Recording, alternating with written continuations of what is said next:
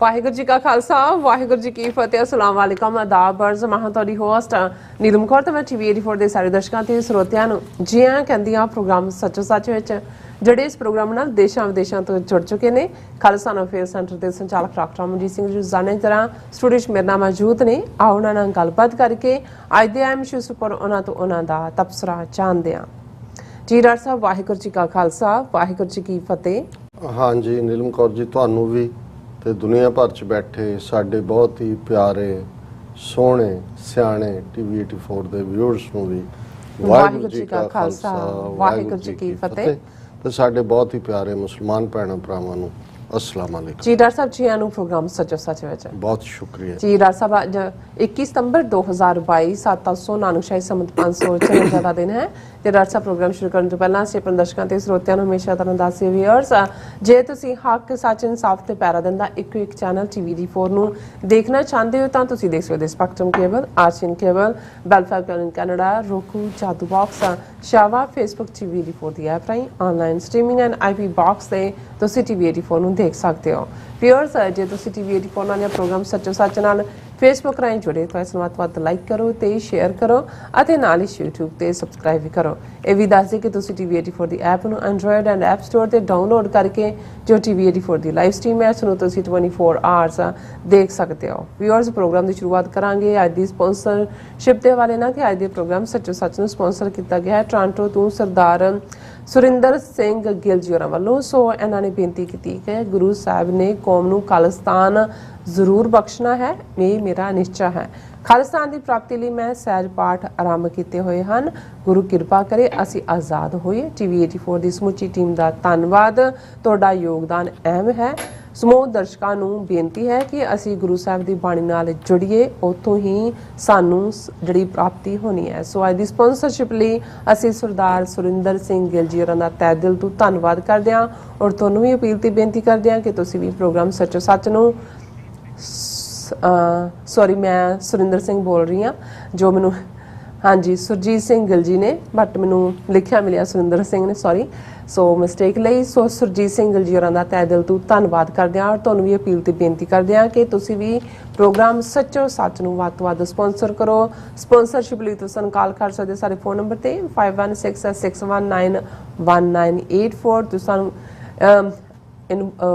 Email ਵੀ ਕਰ ਸਕਦੇ ਹੋ tv84.tv ਤੇ। ਸੋ ਵਿਊਅਰਸ ਪਹਿਲੇ ਸੈਗਮੈਂਟ ਦੇ ਵਿੱਚ ਗੱਲਬਾਤ ਕਰਨ ਜਾ ਰਹੇ ਹਾਂ ਕਿ ਅੱਜ ਦਾ ਜਿਹੜਾ ਜੋ ਕਿ ਸਿੱਖ ਸੰਘਰਸ਼ ਵਿੱਚ ਇੱਕ ਖਾਸ ਮੁਕਾਮ ਜਿਹੜਾ ਅੱਜ ਦਾ ਦਿਨ ਹੈ ਉਹ ਰੱਖਦਾ ਹੈ 21 ਸਤੰਬਰ 1960 ਨੂੰ 10 ਸਾਲਾਂ ਦੇ 5ਵੀਂ ਜਮਾਤ ਦੇ ਸਿੱਖ ਬੱਚੇ ਕਾਕਾ ਇੰਦਰਜੀਤ ਸਿੰਘ ਨੂੰ ਪੰਜਾਬੀ ਸੂਬਾ ਜਿੰਦਾਬਾਦ ਕਹਿਣ ਤੇ ਮਾਰ ਕੁਟਾਈ ਕਰਕੇ ਬਾਅਦ ਵਿੱਚ ਖੂਹ ਵਿੱਚ ਸੁੱਟ ਕੇ ਸ਼ਹੀਦ ਕਰ ਦਿੱਤਾ ਗਿਆ ਸੀ। ਸੋ ਪੰਜਾਬੀ ਸੂਬਾ ਮੋਰਚੇ ਤੋਂ ਹੁਣ ਤੱਕ ਖਾਲਿਸਤਾਨੀ ਸੰਘਰਸ਼ ਤੱਕ ਜਿਹੜਾ ਕੌਮ ਨੇ ਗੁਲਾਮੀ ਕੱਟਣ ਲਈ ਕਈ ਪੜਾਅ ਤੈਅ ਕੀਤੇ ਹਨ। ਸੋ ਇਸ ਬਾਰੇ ਆਪਾਂ ਗੱਲਬਾਤ ਕਰਨ ਜਾ ਰਹੇ ਹਾਂ। ਸੋ ਅਸੀਂ ਚਾਹਾਂਗੇ ਕਿ ਤੁਸੀਂ ਨਾ ਇਸੇ ਤਰ੍ਹਾਂ ਬਣੇ ਰਹਿਣਾ। ਦੇਖਣ ਸੁਣਨ ਲਈ ਤੁਹਾਡਾ ਸਭ ਦਾ ਬਹੁਤ ਬਹੁਤ ਸ਼ੁਕਰੀਆ।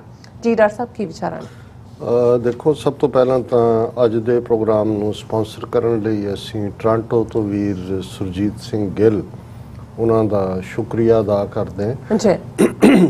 ਉਹ ਇੱਕ ਰੂਹਾਨੀ ਸ਼ਖਸੀਅਤ ਨੇ ਔਰ ਜਿਵੇਂ ਉਹਨਾਂ ਨੇ ਆਪਣੀ ਲਿਖਤ 'ਚ ਵੀ ਔਰ ਆਪਣਾ ਵਿਸ਼ਵਾਸ ਵੀ ਜ਼ਾਹਰ ਕੀਤਾ ਹੈ ਕਿ ਅਲਟੀਮੇਟਲੀ ਬੇਸ਼ੱਕ ਅਸੀਂ ਜੋ ਆਲੇ ਦੁਆਲੇ ਦੇਖਦੇ ਹਾਂ ਉਸ ਦੇ ਖਿਲਾਫ ਖਲੋਂਦੇ ਹਾਂ, ਲੜਦੇ ਹਾਂ, ਇੱਕ ਨਿਸ਼ਾਨਾ ਰੱਖ ਕੇ ਤੁਰਦੇ ਹਾਂ, ਬਿਲਕੁਲ, ਪਰ ਇਸ ਗੱਲ ਦਾ ਧਿਆਨ ਰਹੇ ਕਿ ਦੇਸ਼ ਤੇ ਕਾਲ ਟਾਈਮ ਐਂਡ ਸਪੇਸ ਇਹ ਅਕਾਲ ਪੁਰਖ ਦੇ ਕੋਲ ਹੈ ਔਰ ਕਦੋਂ ਕੀ ਹੋਣਾ ਇਹ ਵਾਹਿਗੁਰੂ ਦੇ ਹੁਕਮ ਦੇ ਵਿੱਚ ਹੁੰਦਾ ਹੈ ਔਰ ਵਾਹਿਗੁਰੂ ਹੀ ਡਿਸਾਈਡ ਕਰਦੇ ਨੇ।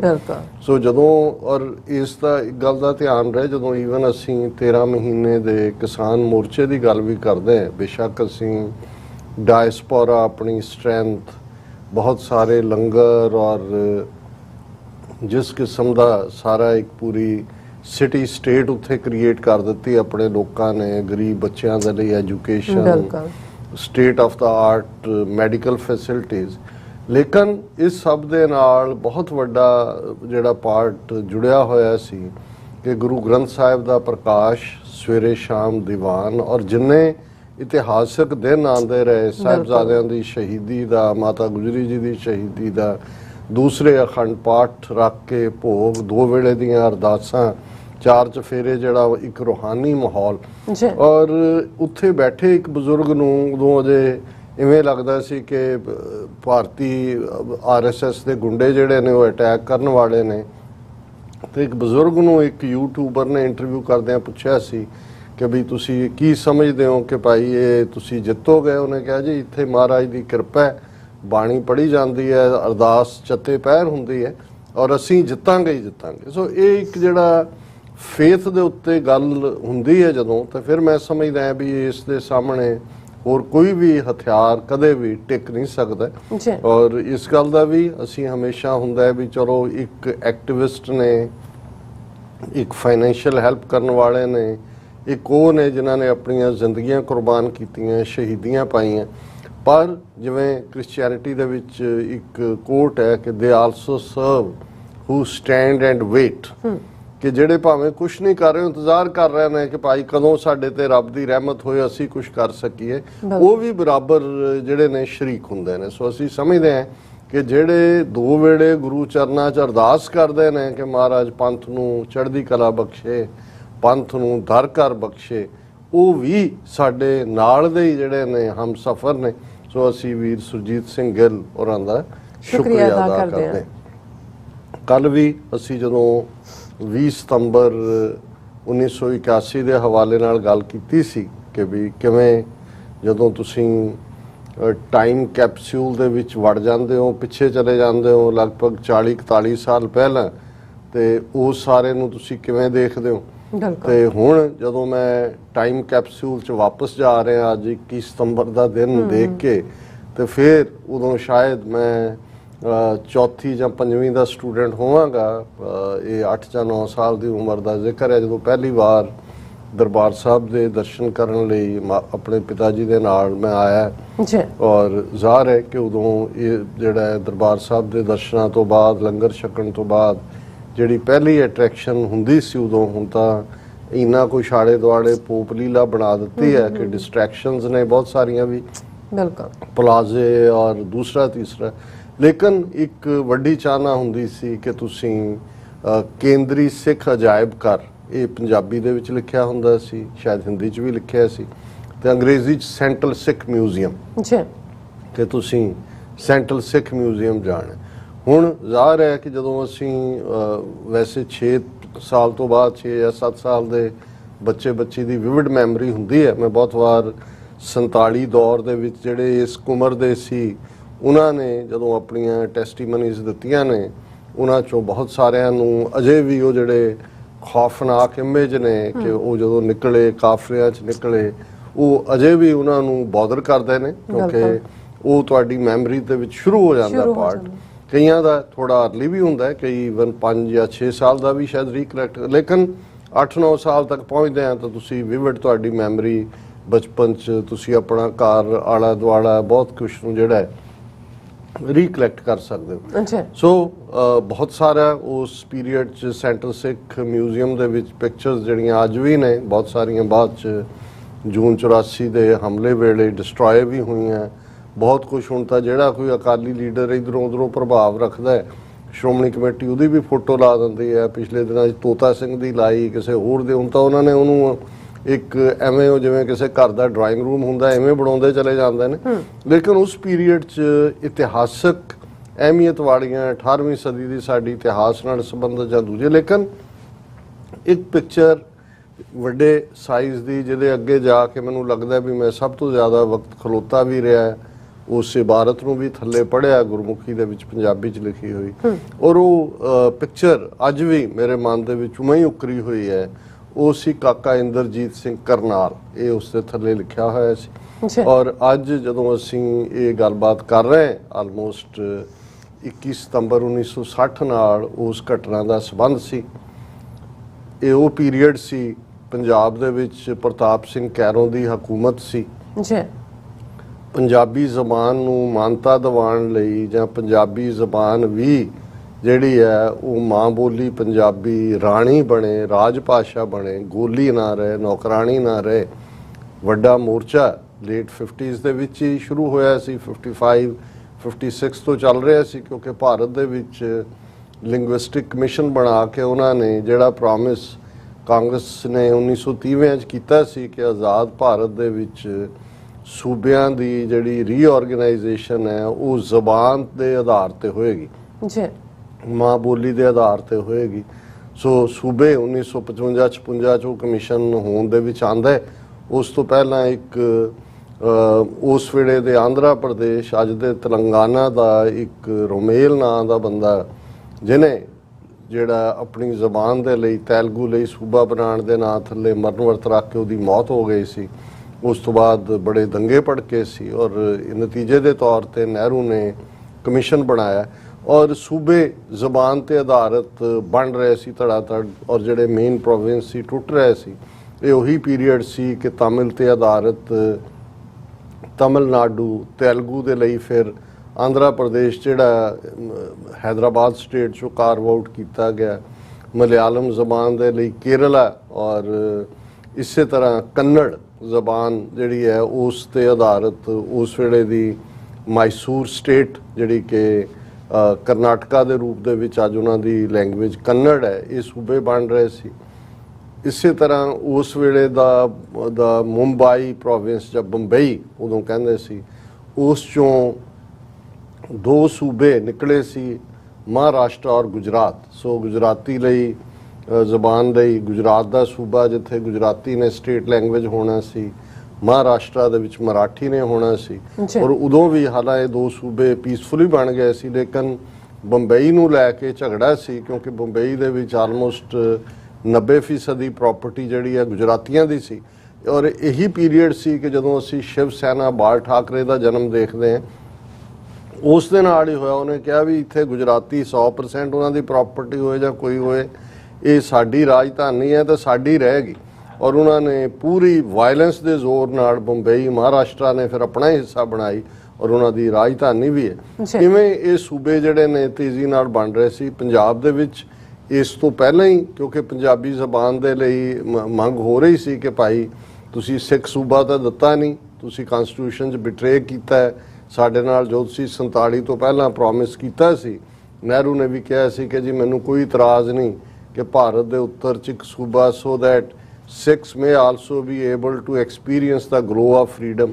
ਉਹ ਸਾਰੇ ਤਾਂ ਜਿਹੜੇ ਨੇ ਉਹ ਉਹਨਾਂ ਦੇ ਵਾਅਦੇ ਜਿਹੜੇ ਨੇ ਉਹ ਬੇਵਫਾਈ ਨੂੰ ਪਾ ਚੁੱਕੇ ਸੀ।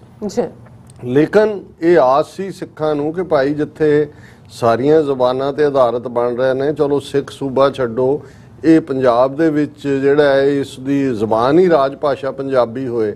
ਔਰ ਜਦੋਂ ਉਸ ਕਮਿਸ਼ਨ ਦੇ ਸਾਹਮਣੇ ਵੀ ਕੇਸ ਗਿਆ ਔਰ ਇਹ ਉਹੀ ਪੀਰੀਅਡ ਸੀ ਕਿਉਂਕਿ 1951 ਦੇ ਵਿੱਚ ਆਲਰੇਡੀ ਜਿਵੇਂ ਅਸੀਂ ਅਕਸਰ ਜ਼ਿਕਰ ਕਰਦੇ ਹਾਂ ਕਿ ਆ ਜਲੰਧਰ ਬੇਸ ਜਿੰਨੀ ਫਿਰਕੂ ਆਰੀਆ ਸਮਾਜੀ ਹਿੰਦੂ ਅਖਬਾਰ ਸਨ, ਜਿਨ੍ਹਾਂ ਦੇ ਵਿੱਚ ਪੰਜਾਬ ਕੇਸਰੀ, ਹਿੰਦ ਸਮਾਚਾਰ, ਵੀਰ ਪ੍ਰਤਾਪ, ਮਿਲਾਪ, ਇਹਨਾਂ ਦੇ ਸਾਰੇ ਮਾਲਕ ਯਸ਼, ਰਣਬੀਰ ਔਰ ਵਰਿੰਦਰ ਔਰ ਲਾਲਾ ਜਗ ਸਭ ਆਰੀਆ ਸਮਾਜੀ।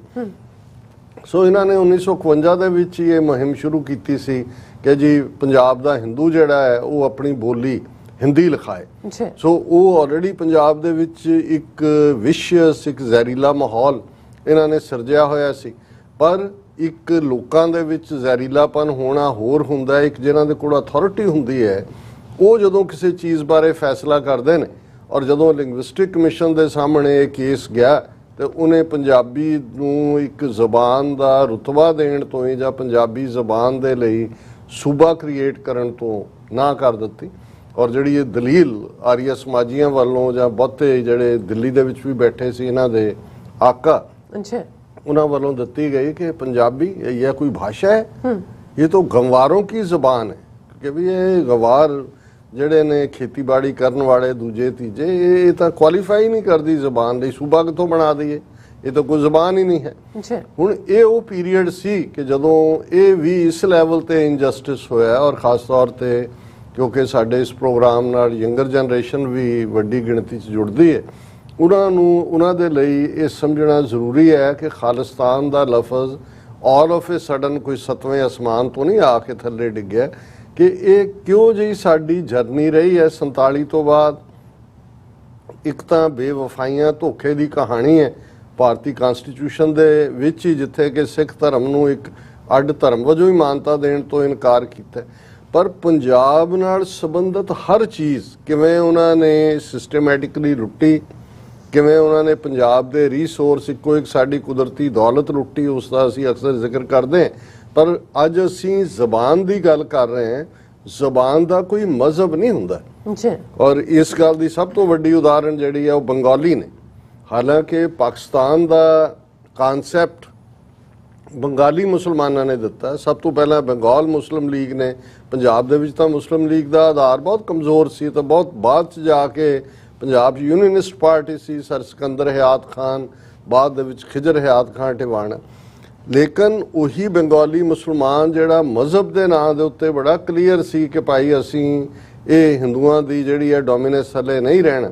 ਲੇਕਿਨ ਪੋਸਟ 47 ਜਦੋਂ ਪਾਕਿਸਤਾਨ ਦੀ ਨੈਸ਼ਨਲ ਲੈਂਗੁਏਜ ਦਾ ਇਸ਼ੂ ਆਇਆ, ਤੇ ਕਿਉਂਕਿ ਪੂਰੇ ਪਾਕਿਸਤਾਨ 'ਚ ਬੰਗਾਲੀਆਂ ਦੀ ਸਲਾਈਟ ਜਿਹੀ ਮੈਜੋਰਿਟੀ ਬਣਦੀ ਸੀ, ਲੇਕਿਨ ਜ਼ਬਾਨ ਉਹ ਨਾਫਿਜ਼ ਕੀਤੀ ਗਈ as a national language Pakistan ਦੀ ਉਰਦੂ, ਜਿਹੜੀ ਪਾਕਿਸਤਾਨ ਦੇ 2% ਤੋਂ ਵੀ ਘੱਟ ਲੋਕ ਬੋਲਦੇ ਸੀ। ਮੋਸਟਲੀ ਜਿਹੜੇ ਲੋਕ ਯੂਪੀ ਬਿਹਾਰ ਤੋਂ ਹਿਜਰਤ ਕਰਕੇ ਗਏ, ਜਿਨ੍ਹਾਂ ਨੂੰ ਮੁਹਾਜਰ ਕਹਿੰਦੇ ਨੇ, ਉਹਨਾਂ ਦੀ ਜ਼ਬਾਨ ਹੀ ਸੀ।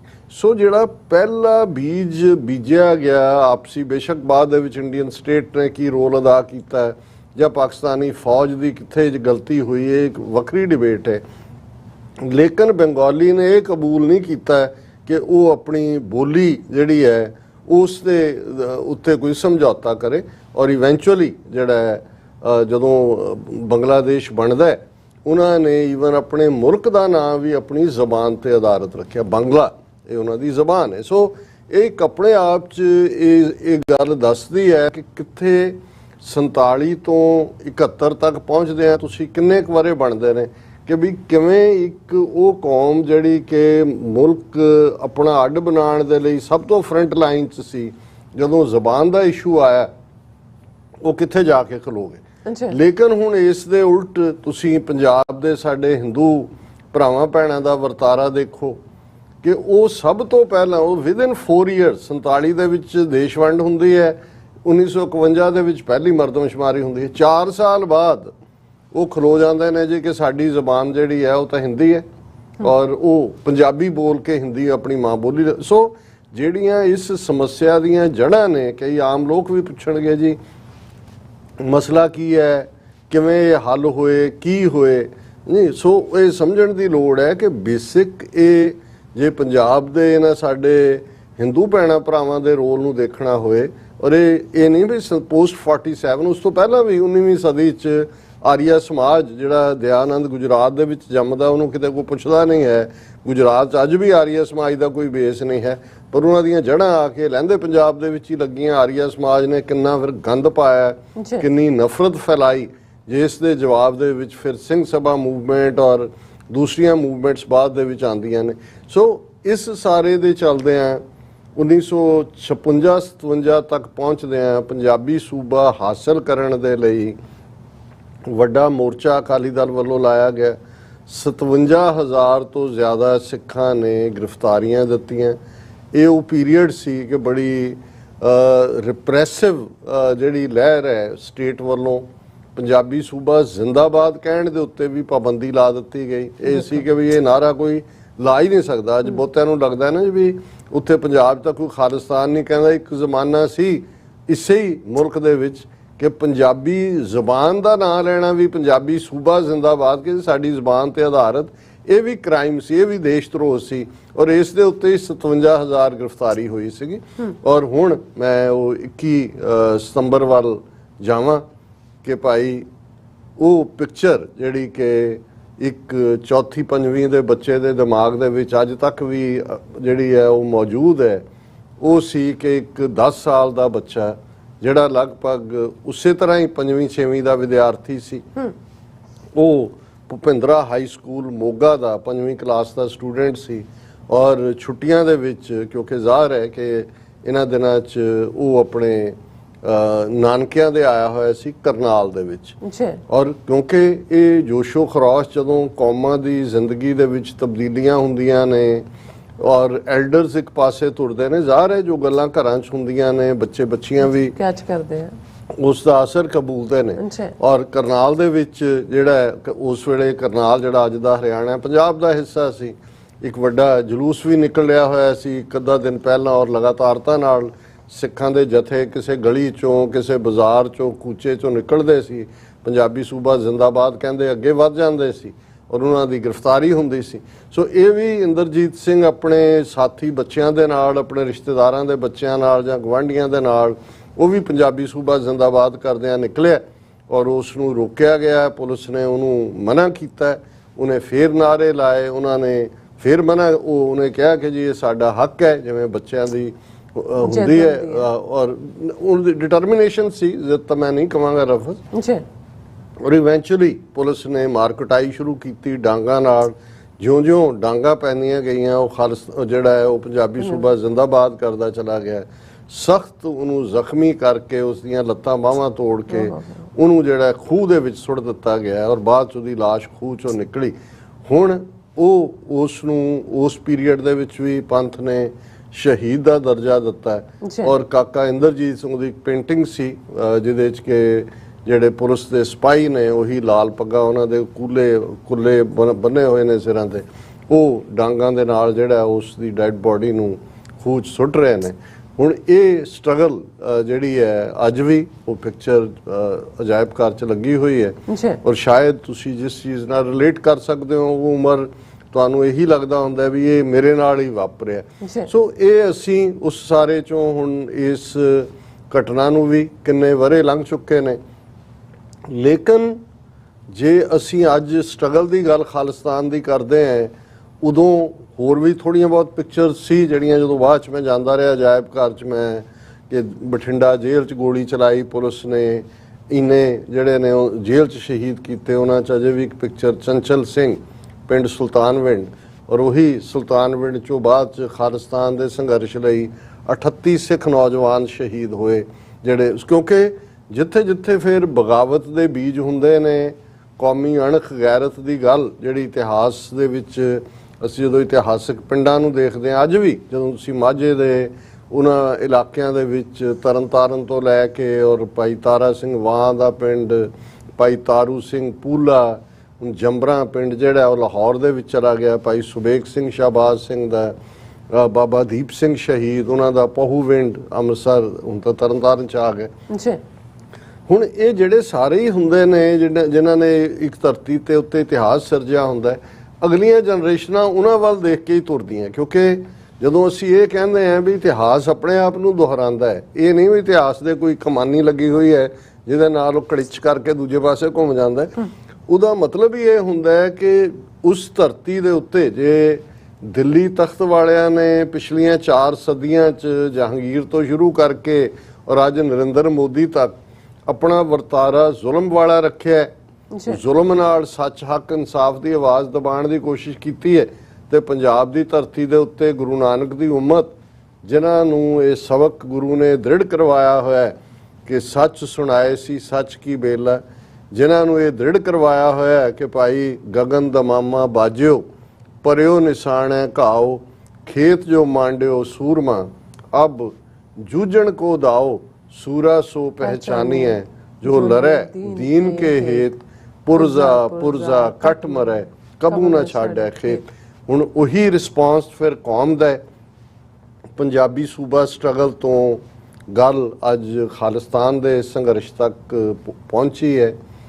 ਕਿੰਨੇ ਔਖੇ ਪੈਂਡੇ ਰਹੇ, 1960 ਦੀ ਗੱਲ ਅਸੀਂ ਕਰ ਰਹੇ ਹਾਂ, ਉਸ ਤੋਂ ਬਾਅਦ ਲਗਾਤਾਰਤਾ ਨਾਲ ਇਹ ਮੋਰਚਾ ਜਾਰੀ ਰਿਹਾ ਪੰਜਾਬੀ ਸੂਬੇ ਦਾ ਔਰ ਫਾਈਨਲੀ 1966 ਤੱਕ ਪਹੁੰਚਦਿਆਂ 1965 ਦੇ ਵਿੱਚ ਭਾਰਤ ਪਾਕਿਸਤਾਨ ਜੰਗ ਹੁੰਦੀ ਹੈ ਐਂਡ ਅਗੇਨ ਲਾਲ ਬਹਾਦਰ ਸ਼ਾਸਤਰੀ ਔਰ ਉਹ ਸਾਰਾ ਅਮਲਾ ਫੈਲਾ। ਹੁਣ ਉਹਨਾਂ ਨੂੰ ਇਹ ਲੱਗਦਾ ਹੈ ਕਿ ਭਾਈ ਨਹੀਂ, ਇਹ ਜਿਹੜਾ ਹੈ ਇੰਨਾ ਸਿੱਖਾਂ ਨੇ ਕਰ ਦਿੱਤਾ ਹੈ, ਉਹ ਜਿਵੇਂ ਹੁੰਦਾ ਹੈ ਉਹ ਕਿ ਵੀ ਹਰ ਗਲੀ ਦੇ ਮੋੜ ਤੱਕ ਪਹੁੰਚਦਿਆਂ ਤੁਸੀਂ ਸਾਬਤ ਕਰੋ ਕਿ ਤੁਸੀਂ ਪੈਟਰੀਓਟਿਕ ਹੋ, ਹੁਣ ਇਹਨਾਂ ਨੂੰ ਕੁਛ ਨਾ ਕੁਛ ਦੇਣਾ ਚਾਹੀਦਾ। ਸੋ 1 ਨਵੰਬਰ 1966 ਨੂੰ ਪੰਜਾਬ ਰੀਆਰਗੇਨਾਈਜੇਸ਼ਨ ਐਕਟ ਦੇ ਥੱਲੇ ਪੰਜਾਬੀ ਜ਼ਬਾਨ ਤੇ ਆਧਾਰਿਤ ਸੂਬਾ ਕਾਇਮ ਕੀਤਾ ਜਾਂਦਾ ਹੈ, ਪਰ ਜਿਹਨੂੰ ਕਿਹਾ ਸੀ ਉਸ ਵੇਲੇ ਦੀ ਸਰ MP ਜਿਹੜੇ ਪਾਰਲੀਮੈਂਟ ਦੇ ਵਿੱਚ ਸਨ ਸਰ ਕਪੂਰ ਸਿੰਘ 1962 ਤੋਂ 1967 ਤੱਕ ਮੈਂਬਰ ਪਾਰਲੀਮੈਂਟ ਰਹੇ ਲੁਧਿਆਣੇ ਤੋਂ ਸੁਤੰਤਰ ਪਾਰਟੀ ਦੀ ਟਿਕਟ ਤੇ ਅੱਛਾ ਔਰ ਉਹਨਾਂ ਨੇ ਪਾਰਲੀਮੈਂਟ 'ਚ ਕਿਹਾ ਸੀ ਕਿ it is a rotten egg ਕਿ ਇਹ ਸੜਾਂਦ ਮਾਰਦਾ ਅੰਡਾ ਹੈ ਜੋ ਤੁਸੀਂ ਸਾਨੂੰ ਦੇ ਰਹੇ ਹੋ ਔਰ ਉਸ ਨੂੰ ਸਿੱਖਾਂ ਨੇ ਲੂਲਾ ਲੰਗੜਾ ਪੰਜਾਬੀ ਸੂਬਾ ਕਿਹਾ ਲੂਲਾ ਲੰਗੜਾ ਇਸ ਲਈ ਕਿ ਪੰਜਾਬ ਤੋਂ ਵੱਡਾ ਹਰਿਆਣਾ ਕ੍ਰੀਏਟ ਕਰ ਦਿੱਤਾ ਹਰਿਆਣਾ ਪੰਜਾਬ ਚੋਂ ਕੱਢ ਦਿੱਤਾ ਪੰਜਾਬ ਦੀਆਂ ਜਿਹੜੀਆਂ ਪਹਾੜੀ ਰਿਆਸਤਾਂ ਸੀ ਕਾਂਗੜਾ ਕੁੱਲੂ ਲਾਹੌਲ ਸਪੀਤੀ ਡਲਹੌਜ਼ੀ ਇਹ ਸਾਰੀਆਂ ਹਿਮਾਚਲ ਨੂੰ ਦੇ ਦਿੱਤੀਆਂ ਨਾਲਾਗੜ੍ਹ ਤੱਕ ਜਾ ਕੇ ਪੰਜਾਬ ਦੇ ਪਾਣੀਆਂ ਦੇ ਉੱਤੇ ਇਸੇ ਹੀ ਰੀਆਰਗੇਨਾਈਜੇਸ਼ਨ ਐਕਟ ਦੇ ਸੈਕਸ਼ਨ 78 79 80 ਦੇ ਥੱਲੇ ਪੂਰਾ ਕੰਟਰੋਲ ਕਰ ਲਿਆ ਗਿਆ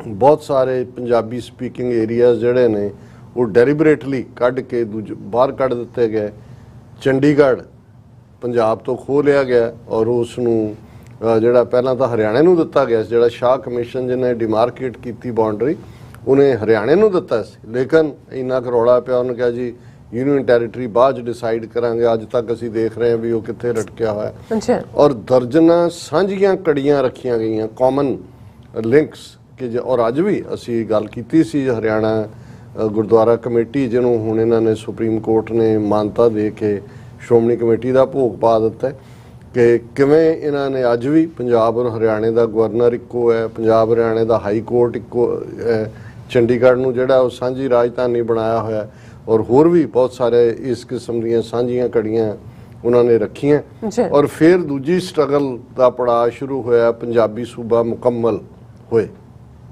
ਪੰਜਾਬੀ ਬੋਲਦੇ ਇਲਾਕੇ ਪੰਜਾਬ ਨੂੰ ਦਿੱਤੇ ਜਾਣ ਰਾਜਧਾਨੀ ਦਿੱਤੀ ਜਾਏ ਪਾਣੀਆਂ ਤੇ ਹੱਕ ਹੋਏ ਔਰ ਉਸ ਕੰਟੈਕਸਟ ਅਸੀਂ ਦੇਖਦੇ ਹਾਂ ਸਰਦਾਰ ਦਰਸ਼ਨ ਸਿੰਘ ਫੇਰੂਮਾਨ ਬਜ਼ੁਰਗ ਆਲਮੋਸਟ 84 ਸਾਲ ਦੀ ਉਮਰ 'ਚ 74 ਦਿਨ ਭੁੱਖ ਹੜਤਾਲ ਕਰਕੇ ਉਹ ਸ਼ਹੀਦੀ ਪਾ ਜਾਂਦਾ ਹੈ ਔਰ ਫਿਰ ਜਿਹੜਾ 70ਵਿਆਂ ਤੱਕ ਪਹੁੰਚਦੇ ਆ ਸਿੱਖ ਇਸ ਨਤੀਜੇ ਤੇ ਪਹੁੰਚਦੇ ਨੇ ਕਿ ਭਾਈ ਮੁਲਕ ਵੀ ਅਸੀਂ ਨਹੀਂ ਲਿਆ 47 'ਚ ਸੂਬਾ ਵੀ ਸਾਡਾ ਬਰਬਾਦ ਕਰ ਦਿੱਤਾ ਹੈ ਜੋ ਸਾਨੂੰ ਜਿੰਨਾ ਕੁ ਹੈ ਘੱਟੋ ਘੱਟ ਇਸ ਨੂੰ ਇੱਕ ਆਟੋਨਮਸ ਸਟੇਟਸ ਮਿਲ ਜਾਏ ਅਨੰਦਪੁਰ ਦਾ ਮਤਾ ਬਿਲਕੁਲ ਜਿਹੜਾ ਹੈ ਉਹ ਸਰ ਕਪੂਰ ਸਿੰਘ ਲਿਖਦੇ ਨੇ ਇਹ ਮੰਗ ਬਣ ਜਾਂਦੀ ਹੈ ਅਕਾਲੀਆਂ ਦੀ ਔਰ ਫਿਰ ਐਮਰਜੈਂਸੀ ਲੱਗ ਜਾਂਦੀ ਹੈ ਸਿੱਖਾਂ ਨੂੰ ਲੱਗਦਾ ਹੈ ਕਿ ਭਾਈ ਕੋਈ ਨਹੀਂ ਸਾਡੇ ਨਾਲ ਭਾਵੇਂ ਸਾਰੇ ਧੱਕਾ ਹੀ ਕਰਦੇ ਨੇ ਪਰ ਇਸ ਵੇਲੇ ਐਮਰਜੈਂਸੀ ਦੇ ਨਾਲ ਸਾਰੇ ਪ੍ਰਭਾਵਿਤ ਹੋ ਰਹੇ ਨੇ ਅਸੀਂ ਉਹਨਾਂ ਦੇ ਲਈ ਖਲੋਈਏ ਔਰ 40 ਤੋਂ 43 ਹਜ਼ਾਰ ਸਿੱਖ ਜਿਹੜੇ ਨੇ ਗ੍ਰਿਫਤਾਰੀ ਦਿੰਦੇ ਨੇ ਐਮਰਜੈਂਸੀ ਤੋੜਨ ਦੇ ਲਈ ਬਾਕੀ ਸੁਸਰੀ ਵਾਂਗ ਸੌਂ ਜਾਂਦੇ ਨੇ ਸਭ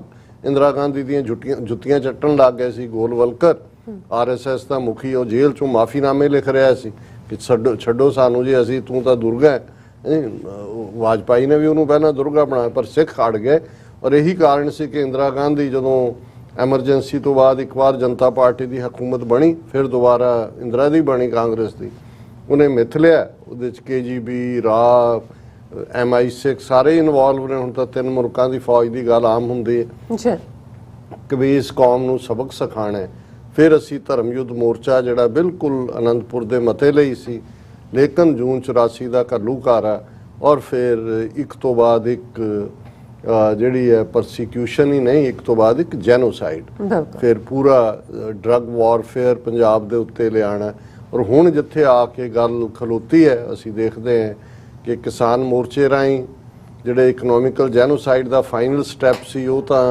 ਜਿਹੜਾ ਅੰਡੂ ਕਰ ਦਿੱਤਾ ਸਿੱਖਾਂ ਨੇ ਪਰ ਜੋ ਨੀਤੀਆਂ ਅੱਜ ਚੱਲ ਰਹੀਆਂ ਨੇ ਸੁਪਰੀਮ ਕੋਰਟ ਨੇ ਸ਼੍ਰੋਮਣੀ ਕਮੇਟੀ ਦਾ ਭੋਗ ਪਾ ਦਿੱਤਾ ਹੈ ਪੰਜਾਬ ਦੇ ਵਿੱਚ ਕਿਸ ਕਿਸਮ ਦੀ ਸੌਦੇਬਾਜ਼ੀ ਔਰ ਦੂਸਰਾ ਦੌਰ ਚੱਲ ਰਿਹਾ ਹੈ ਕਿਵੇਂ ਹਿੰਦੂ ਤਵੀਆਂ ਨੂੰ ਸਿੱਖਾਂ ਨੂੰ ਮਾਰਨ ਦੇ ਲਈ ਕੋਈ ਸਿੱਖ ਫੇਸ ਚੰਗਾ ਚਾਹੀਦਾ ਸੀ ਉਹ ਜਿਹੜਾ 80 ਸਾਲਾ ਉਹ ਗੈਂਡੇ ਦਾ ਬੱਚਾ ਕੈਪਟਨ ਅਮਰਿੰਦਰ ਉਹ ਉਹਨਾਂ ਨੂੰ ਮਿਲ ਗਿਆ ਹੁਣ ਉਹਨੂੰ ਉਹ ਗਰੂਮ ਕਰਨਗੇ ਅੱਗੋਂ ਜਿਹੜਾ ਜਿਵੇਂ ਉਹਨਾਂ ਨੇ ਕਾਂਗਰਸ ਨੇ ਬੇਨਤੇ ਦਾ ਚਿਹਰਾ ਰੱਖ ਕੇ 92 ਤੋਂ 94 95 ਤੱਕ 50,000 ਤੋਂ ਜਾਂ KP ਗਿੱਲ ਜਿਹੜਾ 50,000 ਤੋਂ ਜ਼ਿਆਦਾ ਸਿੱਖ ਨੌਜਵਾਨ ਮਾਰੇ ਸੋ ਇਹ ਉਹ ਸਟਰਗਲ ਹੈ ਜਦੋਂ ਅੱਜ ਅਸੀਂ ਇਸ ਦਿਨ ਕਾਕਾ ਇੰਦਰਜੀਤ ਸਿੰਘ ਨੂੰ ਯਾਦ ਕਰ ਰਹੇ ਹਾਂ ਫਿਰ ਅਸੀਂ ਇਹ ਸਾਰੇ ਪੀਰੀਅਡ ਦੇ ਜੇ ਅਸੀਂ 21 ਸਤੰਬਰ 1960 ਤੋਂ ਗੱਲ ਕਰੀਏ ਤਾਂ 62 ਸਾਲ ਦਾ ਅਸੀਂ ਬਰੀਫ ਸਿਨੋਪਸਿਸ ਆਪਣੇ ਮਨ ਦੀਆਂ ਅੱਖਾਂ ਸਾਹਮਣੇ ਲਿਆਈਏ ਕਿ ਅੱਜ ਜਦੋਂ ਦੁਨੀਆ ਭਰ ਦੇ ਵਿੱਚ ਸਿੱਖ ਕੌਮ ਬੈਠੀ ਹੈ ਆਪਣੀ ਆਜ਼ਾਦੀ ਦੀ ਤਾਂਘ ਵੀ ਹੈ ਆਜ਼ਾਦੀ ਦੀ ਮੰਗ ਵੀ ਹੈ ਖਾਲਿਸਤਾਨ ਦੇ ਲਈ ਵਚਨਬੱਧਤਾ ਵੀ ਹੈ ਜਿਹੜੀ ਖਾਸ ਤੌਰ ਤੇ ਜਿਹੜਾ ਰੈਫਰੈਂਡਮ ਦੀਆਂ ਵੋਟਾਂ ਲੰਡਨ 'ਚ ਪੈਂਦੀਆਂ ਨੇ, ਪੈਰਿਸ 'ਚ ਹੁੰਦੀਆਂ, ਇਟਲੀ 'ਚ ਹੈ ਔਰ ਟੋਰਾਂਟੋ ਜਿਹੜੀ ਇਸ ਵੀਕਐਂਡ ਤੇ ਹੋਇਆ।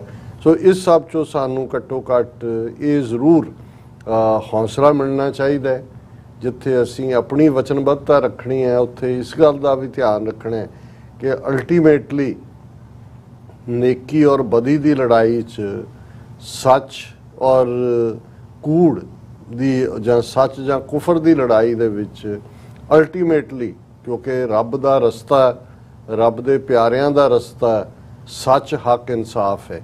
ਜਿਹੜੇ 99 ਨਾਂ ਅੱਲਾਹ ਤਾਲਾ ਦੇ ਦਿੱਤੇ ਹੋਏ ਨੇ ਕੁਰਾਨ ਮਜੀਦ ਦੇ ਵਿੱਚ, ਉਹਨਾਂ ਦੇ ਵਿੱਚ ਹੱਕ ਵੀ ਹੈ। ਸੋ ਜਦੋਂ ਅਸੀਂ ਸੱਚ, ਹੱਕ, ਇਨਸਾਫ ਦੀ ਗੱਲ ਕਰਦੇ, ਕਿਉਂਕਿ ਗੁਰਮਤ ਫਲਸਫੇ ਦੇ ਵਿੱਚ ਸੱਚ ਅਲਟੀਮੇਟਲੀ ਅਲਟੀਮੇਟ ਟਰੂਥ ਵਾਹਿਗੁਰੂ ਆਪ ਹੈ। ਜਦੋਂ ਅਸੀਂ ਸਚਿਆਰੇ ਹੋਣ ਦੀ ਗੱਲ ਕਰਦੇ ਹਾਂ, ਅਸੀਂ ਅਲਟੀਮੇਟਲੀ ਉਸ ਸੱਚ ਦੇ ਸਾਹਮਣੇ ਆਪ ਸਤ ਕੀਆ ਸਭ ਸਤ, ਉਹਨੂੰ ਅਸੀਂ ਪਰਮ ਸਤ ਕਹਿੰਦੇ ਹਾਂ। ਅਲਟੀਮੇਟ ਟਰੂਥ ਹੈ, ਸਭ ਤੋਂ ਵੱਡਾ ਸੱਚ ਹੈ, ਉਹੀ ਹੱਕ ਹੈ। ਔਰ ਜਿੱਥੇ ਹੱਕ ਹੈ, ਸੱਚ ਹੈ, ਉੱਥੇ ਅਦਲ ਹੈ, ਇਨਸਾਫ ਹੈ। ਸੋ ਰੱਬ ਦੀ ਦਰਗਾਹ 'ਚ ਅਲਟੀਮੇਟ ਟਰੂਥ ਹੈ। ਲੇਕਿਨ ਇਹ ਰੱਬ ਦੀ ਬਣਾਈ ਸ੍ਰਿਸ਼ਟੀ 'ਚ ਜਦੋਂ ਤੱਕ ਇੱਕ ਵੀ ਸਿੱਖ ਇਸ ਪਲੈਨਟ ਦੇ ਉੱਤੇ ਹੈ, ਉਹ ਸੱਚ, ਹੱਕ, ਇਨਸਾਫ ਦਾ ਪੰਧ ਹੀ ਰਹੇਗਾ, ਬਿਨਾਂ ਪਰਵਾਹ ਕੀਤੇ ਕਿ ਲਾਮ ਲਸ਼ਕਰ ਕਿੰਨਾ ਭਾਰਾ ਹੈ ਜਿਨ੍ਹਾਂ ਦੇ ਨਾਲ ਉਹ ਟੱਕਰ ਲੈ ਰਹੇ ਨੇ, ਉਹਨਾਂ ਦੇ ਕਿੰਨੇ ਸਾਧਨ ਨੇ, ਸਾਡੀਆਂ ਗਿਣਤੀਆਂ ਕੀ ਨੇ। ਇਸ ਲਈ ਗੁਰੂ ਨੇ ਸਾਨੂੰ ਮੈਥਮੈਟਿਕਸ ਹੀ 1.25 ਲੱਖ ਤੋਂ ਸਾਡੀ ਗਿਣਤੀ ਸ਼ੁਰੂ ਹੋਈ 1.25 ਲੱਖ ਤੋਂ, ਕਿ ਕਦੇ ਕੋਈ ਸਿੱਖ ਜਿਹੜਾ ਹੈ ਉਹ ਇਹ ਨਾ ਮਹਿਸੂਸ ਕਰੇ ਕਿ ਮੈਂ ਥੋੜਾ ਇਕੱਲਾ ਵੀ ਹੈ ਤਾਂ ਉਹਦਾ ਮਤਲਬ ਹੈ ਵੀ 1.25 ਲੱਖ ਹੈ। ਤੇ ਕਿੰਨੇ ਕੁ ਮੁਲਕ ਨੇ ਜਿਨ੍ਹਾਂ ਕੋਲ ਲੱਖਾਂ ਦੀ ਫੌਜ ਹੁੰਦੀ ਹੈ। ਸੋ ਇਕੱਲਾ ਸਿੱਖ ਭਿੜਨ ਦੀ ਤਾਕਤ ਰੱਖਦਾ, ਔਰ ਇਸ ਗੱਲ ਨੂੰ ਸਾਡਾ ਦੁਸ਼ਮਣ ਚੰਗੀ ਤਰ੍ਹਾਂ ਸਮਝਦਾ। ਇਹ ਨਹੀਂ ਹੈ ਵੀ ਉਹਨਾਂ ਨੂੰ ਸਮਝ ਨਹੀਂ, ਔਰ ਸ਼ਾਇਦ ਉਹਨਾਂ ਨੂੰ ਆਪਣਾ ਹੀਣਾਪਨ, ਆਪਣੀ ਜਿਹੜੇ ਮਿਜਟ ਨੇ, ਬੌਣਾਪਨ, ਉਹ ਨਜ਼ਰ ਆਉਂਦਾ। ਪਿਛਲੇ ਦਿਨਾਂ 'ਚ ਮੈਂ ਇੱਕ ਇੰਟਰਵਿਊ ਤਾਂ ਪੁਰਾਣਾ ਹੀ ਸੀ, ਸੁਬਰਾਮਨੀਅਮ ਸਵਾਮੀ ਨੂੰ ਇੱਕ ਪੱਤਰਕਾਰ ਪੰਜਾਬ ਦਾ ਜਿਹੜਾ ਗਿਰਗਟ ਵਰਗਾ ਹੈ, ਰੰਗ ਬਦਲਣ ਵਾਲਾ, ਉਹ ਕਰ ਰਿਹਾ, ਤੇ ਉਹ ਸਿੱਖਾਂ ਦੇ, ਉਹ ਕਹਿੰਦੇ ਸਿੱਖਾਂ ਨੂੰ ਕੌਣ ਹਰਾ ਸਕਦਾ ਹੈ, ਇਹ ਬਹਾਦਰ, ਇਹ ਅਫਗਾਨਿਸਤਾਨ 'ਚ ਜਾ ਬੜੇ। ਉਹਨੇ ਕਿਹਾ ਈਵਨ ਸੈਕੰਡ ਵਰਲਡ ਵਾਰ ਵੇਲੇ ਜਿਹੜਾ ਬਰਲਿਨ 'ਚ ਜਾ ਕੇ ਅੰਗਰੇਜ਼ ਕਹੀ ਜਾਣ ਅਸੀਂ ਬ੍ਰਿਟਿਸ਼ ਨੇ ਜਿੱਤੀਆਂ ਲੜਾਈਆਂ, ਸਿੱਖ ਫੌਜੀ ਸਭ ਤੋਂ ਅੱਗੇ ਉਹਨਾਂ ਨੇ ਬਰਲਿਨ ਜਾ ਕੇ ਜਿਹੜਾ ਉਹ ਜਰਮਨ ਤੇ ਕਬਜ਼ਾ ਕੀਤਾ। ਇਹ ਸਿੱਖਾਂ ਸਾਹਮਣੇ ਕੌਣ, ਸਿੱਖ ਇਸ ਤੇ ਖੁਸ਼ ਹੋ ਜਾਂਦੇ ਨੇ, ਦੇਖੋ ਜੀ ਸਾਨੂੰ ਕਿੰਨਾ ਵੱਡਾ ਜਿਹੜਾ ਇਹ ਸਰਟੀਫਿਕੇਟ ਦੇ ਰਹੇ ਨੇ। ਇਹੀ ਗੱਲ ਜਦੋਂ ਸਤਪਾਲ ਮਲਕ ਮੇਘਾਲਿਆ ਦਾ ਗਵਰਨਰ ਜਦੋਂ ਕਹਿੰਦਾ ਹੈ ਕਿ ਭਈ ਇਹਨਾਂ ਨੇ ਤਾਂ ਪਹਿਲਾਂ ਵੀ ਲਈ ਹੈ ਦਿੱਲੀ, ਇਹਨਾਂ ਨੇ ਇਨਕੋ ਮਤ ਕਰੋ, ਸਾਨੂੰ ਵੀ ਚੰਗੀਆਂ ਲੱਗਦੀਆਂ ਗੱਲਾਂ, ਅਸੀਂ ਵੀ ਡਿਸਕਸ ਕਰਦੇ, ਪਰ ਤੁਸੀਂ ਇਸ ਸਭ ਦੇ ਪਿੱਛੇ ਫਿਰ ਲੁਕਿਆ ਹੋਇਆ ਮੰਤਵ ਦੇਖੋ ਕਿ ਜਦੋਂ ਉਹਨਾਂ ਦਾ ਕਲੋਜ਼ਿੰਗ ਆਰਗੂਮੈਂਟ ਹੋਏਗਾ ਉਹ ਇਹੀ ਹੋਏਗਾ ਕਿ ਭਾਈ ਇਹਨਾਂ ਤੋਂ ਬਿਨਾਂ ਅਸੀਂ ਕਾਹਦੇ ਹਾਂ। ਔਰ ਇਸ ਲਈ ਇਹ ਸਾਡੇ ਹਨੂਮਾਨ ਹੀ ਨੇ, ਇਹਨਾਂ ਨੂੰ ਇਹ ਪੂੰਛ ਨੂੰ ਅੱਗ ਲਵਾ ਕੇ ਰੱਖਣ ਔਰ ਇਹ ਸਾਡੇ ਲਈ ਜਿਹੜਾ ਉਹ ਲੰਕਾ ਸਾੜਦੇ ਰਹਿਣ। ਪਰ ਇਹ ਜਦੋਂ ਜਿੱਦਣ ਤੁਸੀਂ ਆਪਣੇ ਹੱਕ ਮੰਗਣ ਦੀ ਗੱਲ ਕਰਦੇ ਹੋ, ਆਪਣਾ ਮੁਲਕ ਮੰਗਣ ਦੀ ਗੱਲ ਕਰਦੇ ਹੋ, ਫਿਰ ਸਾਰੇ ਇੱਕੋ ਹੀ ਲਾਈਨ 'ਚ ਜਾ ਕੇ ਖਲੋ ਜਾਂਦੇ ਨੇ। ਸੋ ਅਸੀਂ ਅੱਜ ਦਾ ਇਹ ਪ੍ਰੋਗਰਾਮ ਵੀ ਕਾਕਾ ਇੰਦਰਜੀਤ ਸਿੰਘ ਦੀ ਯਾਦ ਨੂੰ ਸਮਰਪਿਤ ਕਰਦੇ ਹਾਂ ਜੀ। ਡਾਕਟਰ ਸਾਹਿਬ ਤੁਹਾਡਾ ਬਹੁਤ ਬਹੁਤ ਸ਼ੁਕਰੀਆ। ਸੋ ਇੱਥੇ ਲੈਣੇ ਬ੍ਰੇਕ, ਔਰ ਬ੍ਰੇਕ ਤੇ ਜਾਣ ਤੋਂ ਪਹਿਲਾਂ ਅਸੀਂ ਆਪਣੇ ਦਰਸ਼ਕਾਂ ਤੇ ਸਰੋਤਿਆਂ ਨੂੰ ਅਪੀਲ ਤੇ ਬੇਨਤੀ ਕਰਦੀ ਵਿਊਅਰਸ, ਜਿਸ ਤਰ੍ਹਾਂ ਕਿ ਤੁਸੀਂ ਜਾਣਦੇ ਹੋ ਕਿ TV 84 ਹੱਕ, ਸੱਚ, ਇਨਸਾਫ ਦੀ ਜਿਹੜੀ ਆਵਾਜ਼ ਹੈ ਉਹ ਬੁਲੰਦ ਕਰ ਰਿਹਾ। ਇਹ ਆਵਾਜ਼ ਤੁਹਾਡੇ ਪਿਆਰ ਸਦਕਾ, ਤੁਹਾਡੇ ਵਿਸ਼ਵਾਸ ਸਦਕਾ, ਤੁਹਾਡੇ ਡੋਨੇਸ਼ਨ ਸਦਕਾ ਹੀ ਹੋ ਸਕਦੀ ਹੈ। ਸੋ ਅਸੀਂ ਚਾਹਾਂਗੇ ਕਿ ਤੁਸੀਂ TV 84 ਦੀ ਚੜ੍ਹਦੀ ਕਲਾ ਲਈ ਵੱਧ ਤੋਂ ਵੱਧ ਡੋਨੇਟ ਕਰੋ। ਡੋਨੇਟ ਕਰਨ ਲਈ ਸਾਡੀ ਵੈਬਸਾਈਟ tv84.tv ਤੇ ਜਾ ਕੇ ਪੇਪਲ ਦੀ ਵਰਤੋਂ ਕਰਕੇ ਵਨ ਟਾਈਮ ਡੋਨੇਟ ਕਰ ਸਕਦੇ ਹੋ, ਮੰਥਲੀ ਡੋਨੇਟ ਵੀ ਕਰ ਸਕਦੇ ਹੋ। ਤੁਸੀਂ TV 84 ਦੇ ਨਾਮ ਤੇ ਚੈੱਕ ਬਣਾ ਕੇ ਸਾਨੂੰ ਮੇਲ ਵੀ ਕਰ ਸਕਦੇ ਹੋ ਸਾਡੇ ਇਸ ਪਤੇ ਤੇ 36-01 37th Avenue, ਲੌਂਗ ਆਈਲੈਂਡ ਸਿਟੀ, ਨਿਊਯਾਰਕ 11101 USA, ਜਾਂ ਫਿਰ ਤੁਸੀਂ ਸਾਨੂੰ ਫੋਨ ਰਾਹੀਂ ਵੀ ਸੰਪਰਕ ਕਰ ਸਕਦੇ ਹੋ ਸਾਡੇ ਫੋਨ ਨੰਬਰ ਤੇ 5166191984। ਤੁਸੀਂ ਸਾਨੂੰ ਈਮੇਲ ਵੀ ਕਰ ਸਕਦੇ ਹੋ info@tv84.tv ਤੇ। ਅਸੀਂ ਤੁਹਾਡੇ ਤਹਿ ਦਿਲ ਤੋਂ ਸ਼ੁਕਰਗੁਜ਼ਾਰ ਹੋਵਾਂਗੇ। ਸੋ ਇੱਥੇ ਲੈਣੇ ਬ੍ਰੇਕ ਵਿਊਅਰਸ, ਤੁਸੀਂ ਇਸੇ ਤਰ੍ਹਾਂ ਬਣੇ ਰਹਿਣਾ। ਮਿਲਦੇ ਹਾਂ ਛੋਟੇ ਜਿਹੇ ਵਕਫੇ ਤੋਂ ਬਾਅਦ।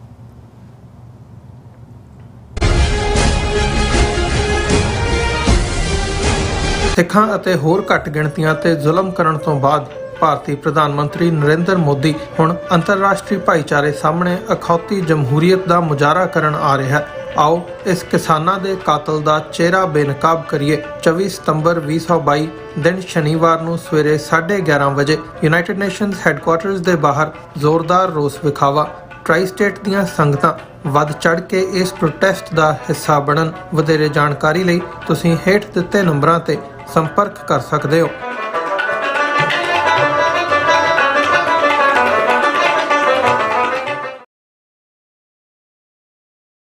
ਕੀ ਤੁਸੀਂ ਰੋਜ਼ਾਨਾ ਕੰਮ ਤੇ ਆਪਣਾ ਵਧੇਰੇ ਸਮਾਂ ਬਿਤਾਉਣ ਤੋਂ ਪਰੇਸ਼ਾਨ ਹੋ? ਆਪਣੀ ਪੂੰਜੀ ਨੂੰ ਕੰਮ ਤੇ ਲਗਾਓ, ਸਾਡੇ ਨਾਲ ਇਨਵੈਸਟ ਕਰੋ। ਅਸੀਂ ਤੁਹਾਡੀ ਪੂੰਜੀ ਤੋਂ ਤੁਹਾਡੇ ਲਈ ਵਧੇਰੇ ਪੈਸੇ ਬਣਾ ਸਕਦੇ ਹਾਂ। ਅਸੀਂ ਪ੍ਰਾਈਵੇਟ ਇਕੁਇਟੀ ਇਨਵੈਸਟਮੈਂਟ ਫਰਮ ਹਾਂ ਤੇ ਕਮਰਸ਼ੀਅਲ ਰੀਅਲ ਏਸਟੇਟ ਵਿੱਚ ਮਾਹਿਰ ਹਾਂ। Property management, leasing, asset management, commercial real estate investment ਵਿੱਚ ਸਾਰੀਆਂ ਸੇਵਾਵਾਂ ਲਈ ਅਮਰੀਕਾ ਭਰ ਵਿੱਚੋਂ ਤੁਸੀਂ ਸਾਡੇ ਤੱਕ ਪਹੁੰਚ ਕਰ ਸਕਦੇ ਹੋ। ਆਜ਼ਾਦ ਕਮਰਸ਼ੀਅਲ ਰੀਅਲਟੀ ਸਰਵਿਸਿਜ਼ ਤੇ Azad Family Trust 701 North Port Oak Road, suite number 204, Houston, Texas. ਤੁਸੀਂ ਸਾਨੂੰ ਸਾਡੇ ਫੋਨ ਨੰਬਰ 7136861277 ਤੇ ਵੀ ਸੰਪਰਕ ਕਰ ਸਕਦੇ ਹੋ। ਆਜ਼ਾਦ ਕਮਰਸ਼ੀਅਲ ਰੀਅਲਟੀ ਸਰਵਿਸਿਜ਼।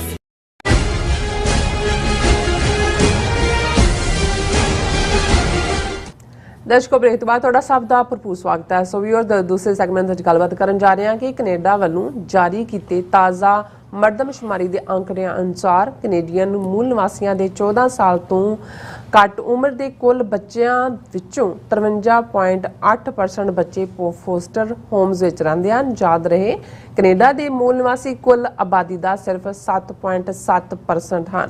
ਇਹਨਾਂ ਨੂੰ ਇਸ ਹਾਲ ਤੱਕ ਪਹੁੰਚਾਉਣ ਵਾਲੇ ਜਿਹੜੇ ਨੇ ਗੋਰੇ ਬਸਤੀਵਾਦੀ ਹਨ। ਸੋ ਲੰਮੀ ਜਿਹੜੀ ਗੁਲਾਮੀ ਚੋਂ ਇਹੀ ਕੁਝ ਨਿਕਲਦਾ ਹੈ। ਸੋ ਇਸ ਬਾਰੇ ਆਪਾਂ ਗੱਲਬਾਤ ਕਰਨ ਜਾ ਰਹੇ ਹਾਂ। ਸੋ ਅਸੀਂ ਚਾਹਾਂਗੇ ਕਿ ਤੁਸੀਂ ਇਸੇ ਤਰ੍ਹਾਂ ਬਣੇ ਰਹਿਣਾ। ਦੇਖਣ ਸੁਣਨੇ ਅਨ ਲਿਖਣ ਲਈ ਤੁਹਾਡਾ ਸਭ ਦਾ ਬਹੁਤ ਧੰਨਵਾਦ ਜੀ। ਡਾਕਟਰ ਸਾਹਿਬ, ਕੀ ਵਿਚਾਰਾਂ ਨੇ? ਦੇਖੋ, ਇਨਸਾਨੀ ਇਮਾਨਦਾਰੀ ਇਹੀ ਹੁੰਦੀ ਹੈ ਕਿ ਤੁਸੀਂ ਜਿਸ ਆਲੇ ਦੁਆਲੇ 'ਚੋਂ ਉਸ ਦੀ ਬਰੀਕੀ ਨਾਲ ਛਾਨਬੀਨ ਕਰੋ। ਬਿਲਕੁਲ। ਆਪਣੇ ਆਲੇ ਦੁਆਲੇ ਨੂੰ ਦੇਖੋ, ਸਮਝੋ, ਆਪਣੇ ਆਪ ਨਾਲ ਵੀ ਰਿਲੇਟ ਕਰੋ, ਕੁੱਲ ਇਨਸਾਨੀਅਤ ਦੇ ਨੁਕਤਾ ਨਿਗਾਹ ਤੋਂ ਵੀ ਦੇਖੋ। ਇਸੇ ਨੂੰ ਹੀ ਜਦੋਂ ਅਸੀਂ ਦੁਨੀਆ ਦੇ ਵਿੱਚ ਜਦੋਂ ਆਪਣੇ ਆਪ ਨੂੰ ਇੱਕ ਮੁਸਾਫਰ ਵਾਂਗ ਕਹਿੰਦੇ ਹਾਂ, ਮੁਸਾਫਰ ਦਾ ਕੋਈ ਪੱਕਾ ਟਿਕਾਣਾ ਨਹੀਂ ਹੁੰਦਾ। ਔਰ ਇਸੇ ਨੂੰ ਹੀ ਜਦੋਂ ਡਾਇਲੌਗ ਦੀ ਗੱਲ ਹੁੰਦੀ ਹੈ, ਦੁਨੀਆ 'ਚੋਂ ਕੁਝ ਸਿੱਖਣ ਦੀ ਗੱਲ ਹੁੰਦੀ ਹੈ, ਜਾਂ ਜਿਸ ਨੂੰ ਰੂਹਾਨੀ ਦੁਨੀਆ 'ਚ ਵੀ ਬਾਬਾ ਫਰੀਦ ਜਦੋਂ ਕਹਿੰਦੇ ਨੇ ਕਿ ਉੱਠ ਫਰੀਦਾ ਗਵਣ ਕਰ, ਦੁਨੀਆ ਭਾਲਣ ਜਾ, ਮਤ ਕੋਈ ਬਖਸ਼ਿਆ ਮਿਲ ਪਵੀ, ਤੂੰ ਵੀ ਬਖਸ਼ਿਆ ਜਾ। ਸੋ ਇਹ ਰੂਹਾਨੀਅਤ ਦੀ ਦੁਨੀਆ 'ਚ ਵੀ ਤੁਸੀਂ ਹੁੰਦੇ ਹੋ। ਗੁਰੂ ਨਾਨਕ ਸਾਹਿਬ ਨੇ ਫਰਮਾਇਆ, ਜਬ ਲਗ ਦੁਨੀਆ ਰਹੀ ਹੈ ਨਾਨਕ, ਕਿਛ ਸੁਣੀਏ ਕਿਛ ਕਹੀਏ। ਕਹਿਣ ਤੋਂ ਪਹਿਲਾਂ ਸੁਣਨ ਦੀ ਗੱਲ ਹੈ, ਡਾਇਲੌਗ ਹੈ। ਤੁਸੀਂ ਜਾਣਦੇ ਹੋ, ਦੇਖਦੇ ਹੋ। ਮੈਂ ਬਹੁਤ ਵਾਰ ਦੇਖਦਾ ਵੀ ਸਾਡਾ ਇੱਕ ਵੱਡਾ ਤਬਕਾ, ਹਾਲਾਂਕਿ ਬੜੇ ਫਖਰ ਨਾਲ 1 ਮਿਲੀਅਨ ਸਿੱਖ ਅਮਰੀਕਾ 'ਚ, 1 ਮਿਲੀਅਨ ਕੈਨੇਡਾ 'ਚ, 1 ਮਿਲੀਅਨ UK 'ਚ, ਉਹਨਾਂ ਦਾ ਜ਼ਿਕਰ ਕਰਦੇ ਹਾਂ ਔਰ ਪ੍ਰੋਸਪੈਰਿਟੀ ਦੀ ਗੱਲ ਵੀ ਕਰਦੇ ਹਾਂ। ਪਰ ਬਹੁਤ ਵਾਰ ਮੈਨੂੰ ਇਹ ਲੱਗਦਾ ਹੁੰਦਾ ਵੀ ਅਸੀਂ ਜਿਸ ਮਾਨਸਿਕ ਖੂੰਜੇ ਨੂੰ ਲੈ ਕੇ ਨਾਲ ਆਏ, ਉਹੀ ਖੂੰਜਾ ਸਾਡਾ ਇੱਥੇ ਰਹਿੰਦਾ। ਉਹੀ ਸਾਡੀਆਂ ਦਾਲਾਂ ਸਬਜ਼ੀਆਂ ਤਾਂ ਚਲੋ ਸਾਡੀ ਖੁਰਾਕ ਤਾਂ ਕਿਸੇ ਵੀ ਖਿੱਤੇ ਦੀ ਹੁੰਦੀ ਹੈ, ਉਹ ਤੁਹਾਨੂੰ ਤੁਸੀਂ ਚੈਰਿਸ਼ ਕਰਦੇ ਹੋ। ਰਹਿੰਦੇ ਵੀ ਅਸੀਂ ਆਪਣੇ ਕਿਸਮ ਦੇ ਨੇਬਰਹੁੱਡਸ 'ਚ ਹੈ, ਸਾਡੇ ਜਿਹੜਾ ਬਾਕੀ ਵੀ ਰਹਿਣ ਸਹਿਣ ਜਿਹੜੇ ਨੇ ਉਸ ਮੁਤਾਬਕ ਨੇ।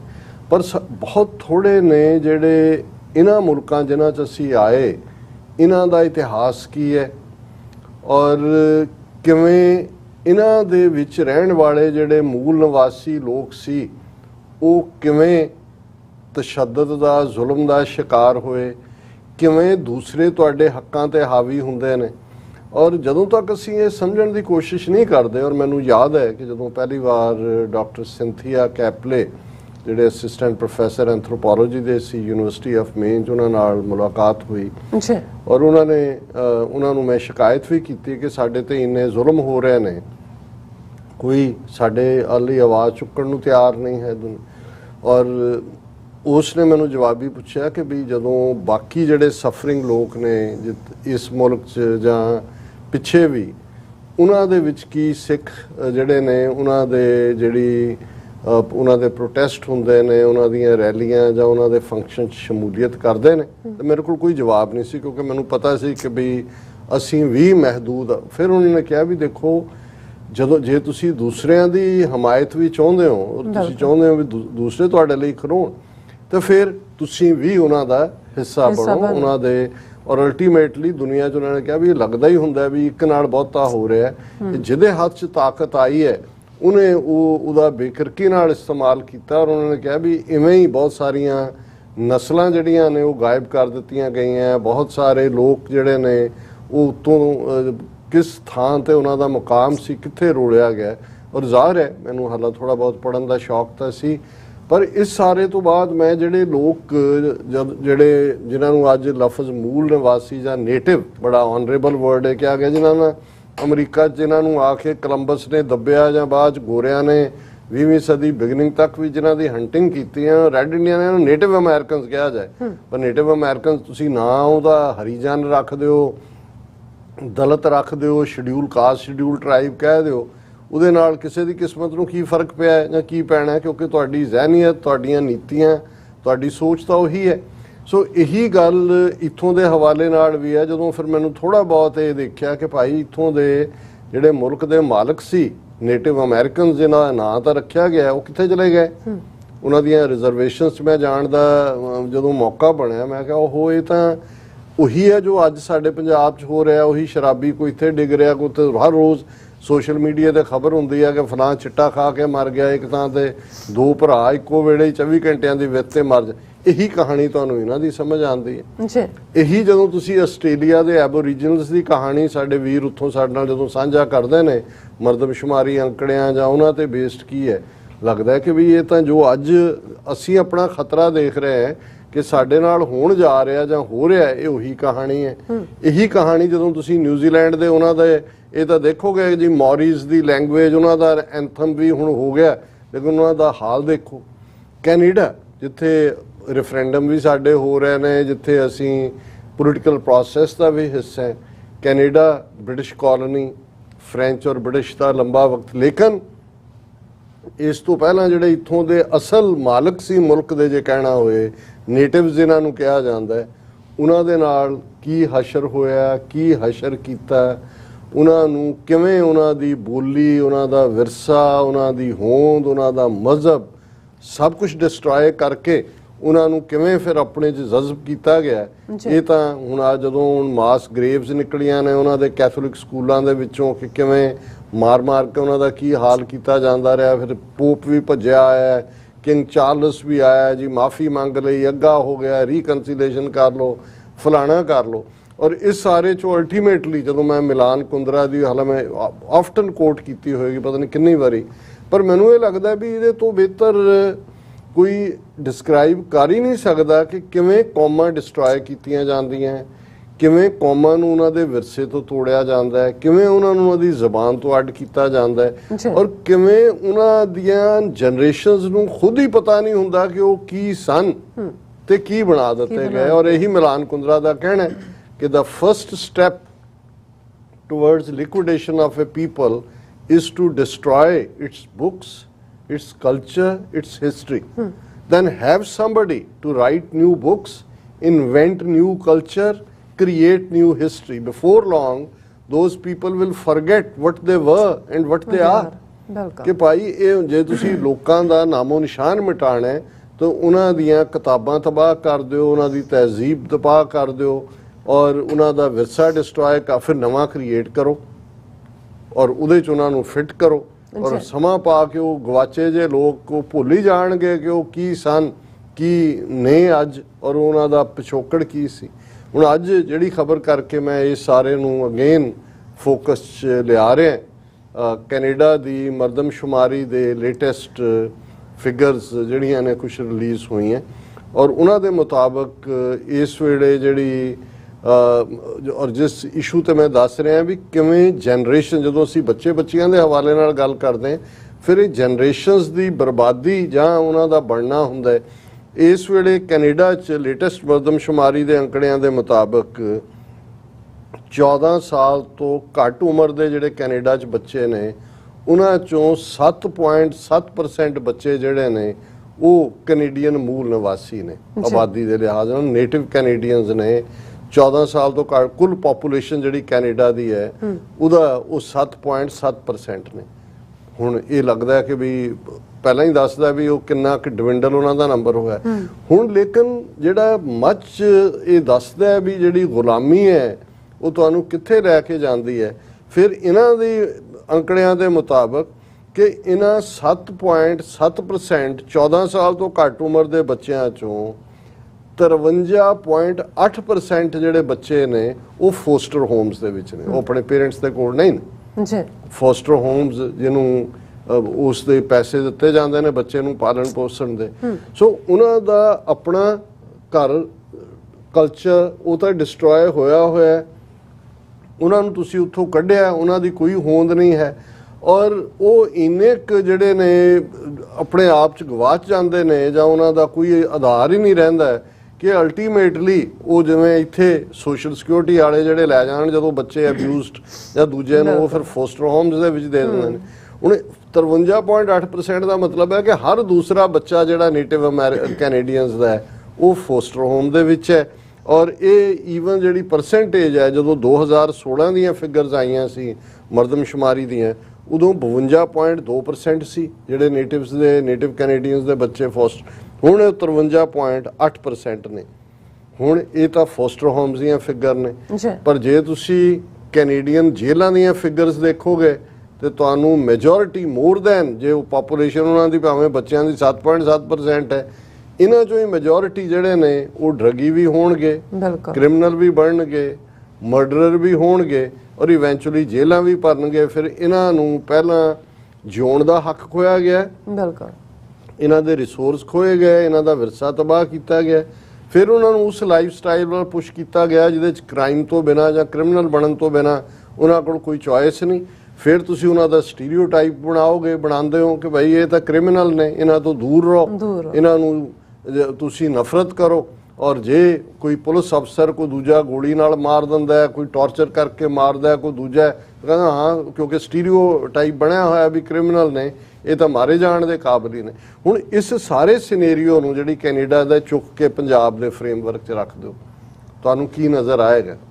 ਹੁਣ ਇਹੀ ਕਦੇ ਇਸ ਮੁਲਕ ਦੇ ਮਾਲਕ ਸੀ ਕੈਨੇਡਾ ਦੇ ਨੇਟਿਵ ਕੈਨੇਡੀਅਨਸ, ਉਹੀ ਨੇਟਿਵ ਅਮਰੀਕਨਸ ਕਦੇ ਇਸ ਮੁਲਕ ਦੇ ਮਾਲਕ ਸੀ ਅਮਰੀਕਾ ਦੇ, ਉਹੀ ਐਬੋਰੀਜਨਸ ਕਦੇ ਆਸਟ੍ਰੇਲੀਆ ਦੇ, ਉਹੀ ਮੌਰੀ ਨਿਊਜ਼ੀਲੈਂਡ ਦੇ ਜਿਹੜੇ ਸੀ ਮਾਲਕ, ਉੱਥੋਂ ਦੇ ਮੂਲ ਵਸਿੰਦੇ ਸੀ, ਮੂਲ ਨਿਵਾਸੀ ਸੀ।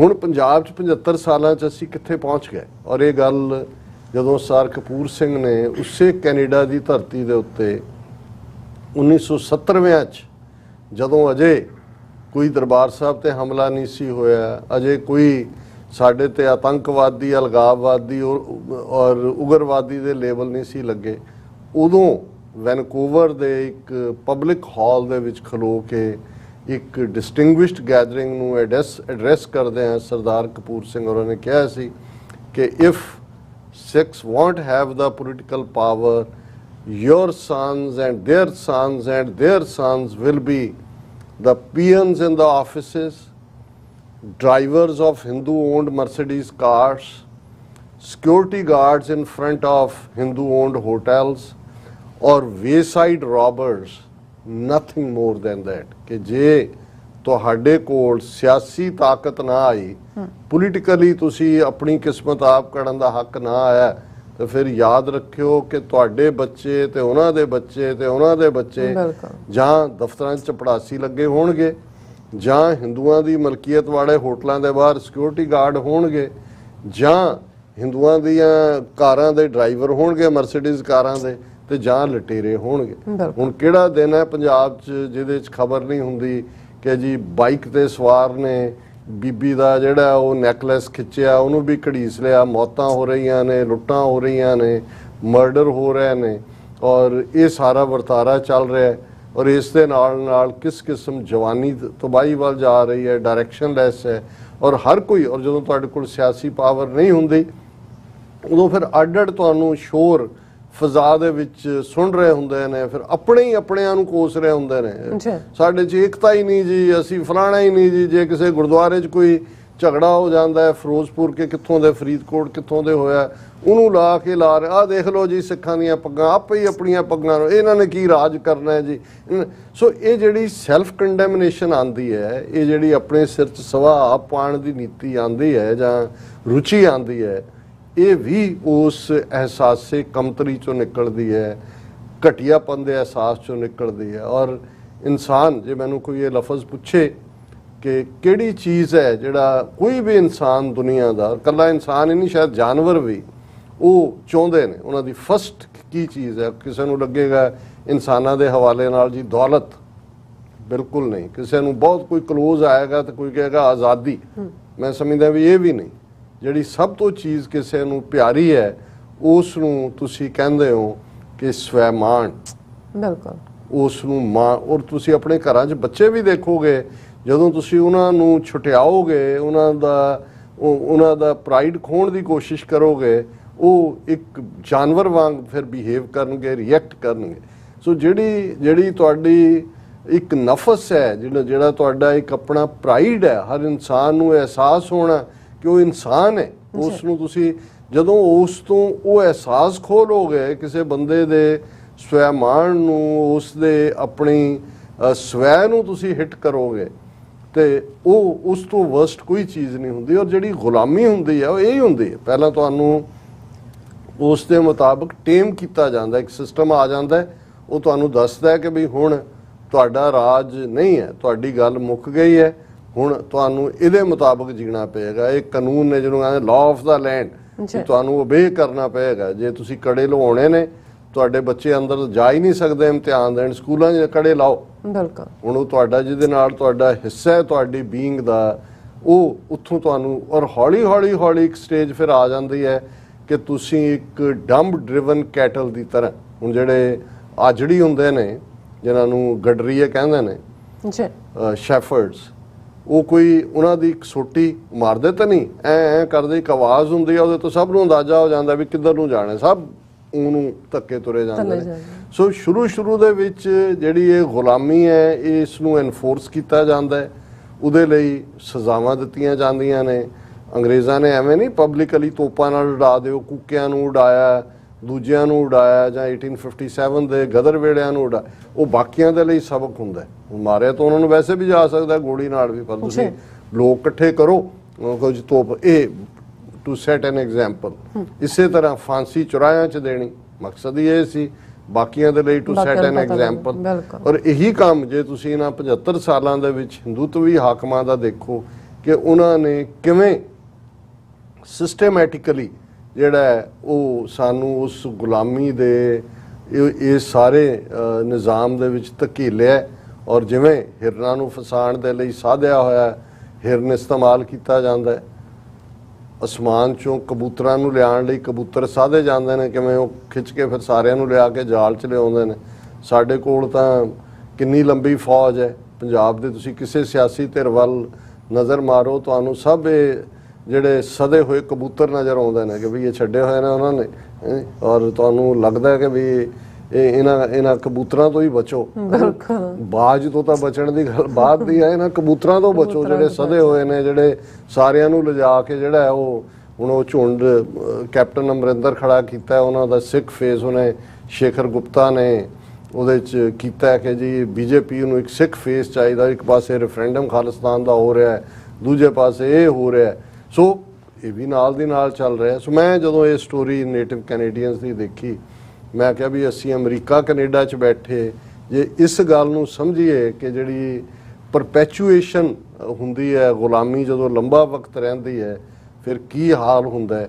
ਉਹੀ ਗੱਲ ਕੈਨੇਡਾ ਦੀ ਧਰਤੀ 'ਤੇ ਖਲੋ ਕੇ ਸਰ ਕਪੂਰ ਸਿੰਘ ਹੋਰਾਂ ਨੇ ਕਹੀ ਸੀ, ਔਰ ਇਹੀ ਗੱਲ ਜਦੋਂ ਬਾਬਾ ਫਰੀਦ ਨੇ ਰੂਹਾਨੀ ਈਡੀਅਮ ਦੇ ਵਿੱਚ ਕਹੀ ਸੀ ਕਿ ਫਰੀਦਾ ਬਾਰ ਪਰਾਇਆ ਬੈਸਨਾ ਸਾਈਂ ਮੁਝੇ ਨਾ ਦੇ, ਜੇ ਤੂੰ ਐਵੇਂ ਰਖਸੀ ਜਿਉ ਸਰੀਰੋਂ ਲੈ। ਜੀ ਡਾਕਟਰ ਸਾਹਿਬ, ਤੁਹਾਡਾ ਬਹੁਤ ਬਹੁਤ ਧੰਨਵਾਦ। ਸਾਥ ਲੈਣੇ ਬ੍ਰੇਕ ਵਿਊਅਰਸ, ਤੁਸੀਂ ਨਾ ਇਸੇ ਤਰ੍ਹਾਂ ਬਣੇ ਰਹਿਣਾ, ਮਿਲਦੇ ਹਾਂ ਆਫਟਰ ਦਿਸ ਸ਼ਾਰਟ ਬ੍ਰੇਕ।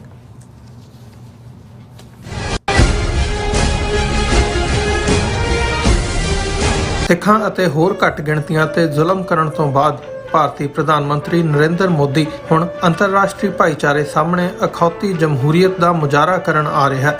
ਆਓ ਇਸ ਕਿਸਾਨਾਂ ਦੇ ਕਾਤਲ ਦਾ ਚਿਹਰਾ ਬੇਨਕਾਬ ਕਰੀਏ। 24 ਸਤੰਬਰ 2022 ਦਿਨ ਸ਼ਨੀਵਾਰ ਨੂੰ ਸਵੇਰੇ 11:30 ਵਜੇ ਯੂਨਾਈਟਿਡ ਨੇਸ਼ਨਜ਼ ਹੈੱਡਕੁਆਰਟਰਸ ਦੇ ਬਾਹਰ ਜ਼ੋਰਦਾਰ ਰੋਸ ਵਿਖਾਵਾ।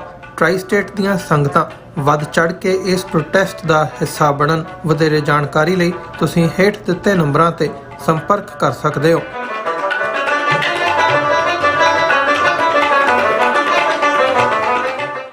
ਕੀ ਤੁਸੀਂ ਆਪਣੇ ਟੈਕਸਿਸ ਨੂੰ ਲੈ ਕੇ ਚਿੰਤਤ ਹੋ?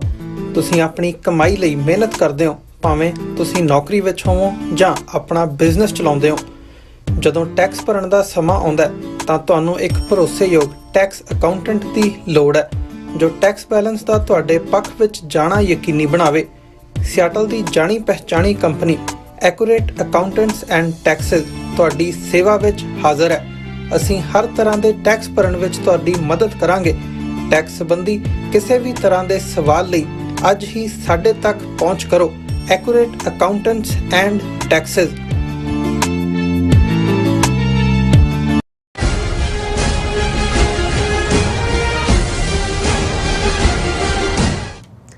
Viewers welcome back on program. So viewers ਗੱਲਬਾਤ ਕਰਾਂਗੇ ਕਿ ਟੋਰਾਂਟੋ ਵਿੱਚ ਹੋਏ ਖਾਲਿਸਤਾਨੀ ਰੈਫਰੈਂਡਮ ਨੂੰ ਭਾਵੇਂ ਭਾਰਤੀ ਮੀਡੀਆ ਨੇ ਮੁਕੰਮਲ ਤੌਰ ਤੇ ਅਣਗੌਲਿਆ ਕੀਤਾ, ਪਰ ਇੱਕ ਹਿੰਦੂਤਵੀ ਪ੍ਰੋਟੈਸਟਰ ਦਿਵਾਂਸ਼ੂ ਨਾਰੰਗ ਜਿਹੜਾ ਮੌਕੇ ਤੇ ਮੌਜੂਦ ਸੀ, ਉਸ ਨੇ ਰੈਫਰੈਂਡਮ ਦੀ ਸਫਲਤਾ ਸੰਬੰਧੀ ਆਪਣੀ ਲਿਖਤ ਰਾਹੀਂ ਆਪਣੀ ਜਿਹੜੀ ਹੈ ਗਵਾਹੀ ਦਿੱਤੀ ਹੈ। ਸੋ ਇਸ ਬਾਰੇ ਆਪਾਂ ਗੱਲਬਾਤ ਕਰਨ ਜਾ ਰਹੇ ਹਾਂ। ਸੋ ਅਸੀਂ ਚਾਹਾਂਗੇ ਕਿ ਤੁਸੀਂ ਨਾਲ ਇਸੇ ਤਰ੍ਹਾਂ ਹੀ ਬਣੇ ਰਹਿਣਾ, ਦੇਖਣ ਸੁਣ ਲਈ ਐਂਡ ਲਿਖਣ ਲਈ ਤੁਹਾਡਾ ਸਭ ਦਾ ਬਹੁਤ ਬਹੁਤ ਧੰਨਵਾਦ ਜੀ। ਡਾਕਟਰ ਸਾਹਿਬ ਕੀ ਕਹਿਣਾ ਚਾਹੋਗੇ?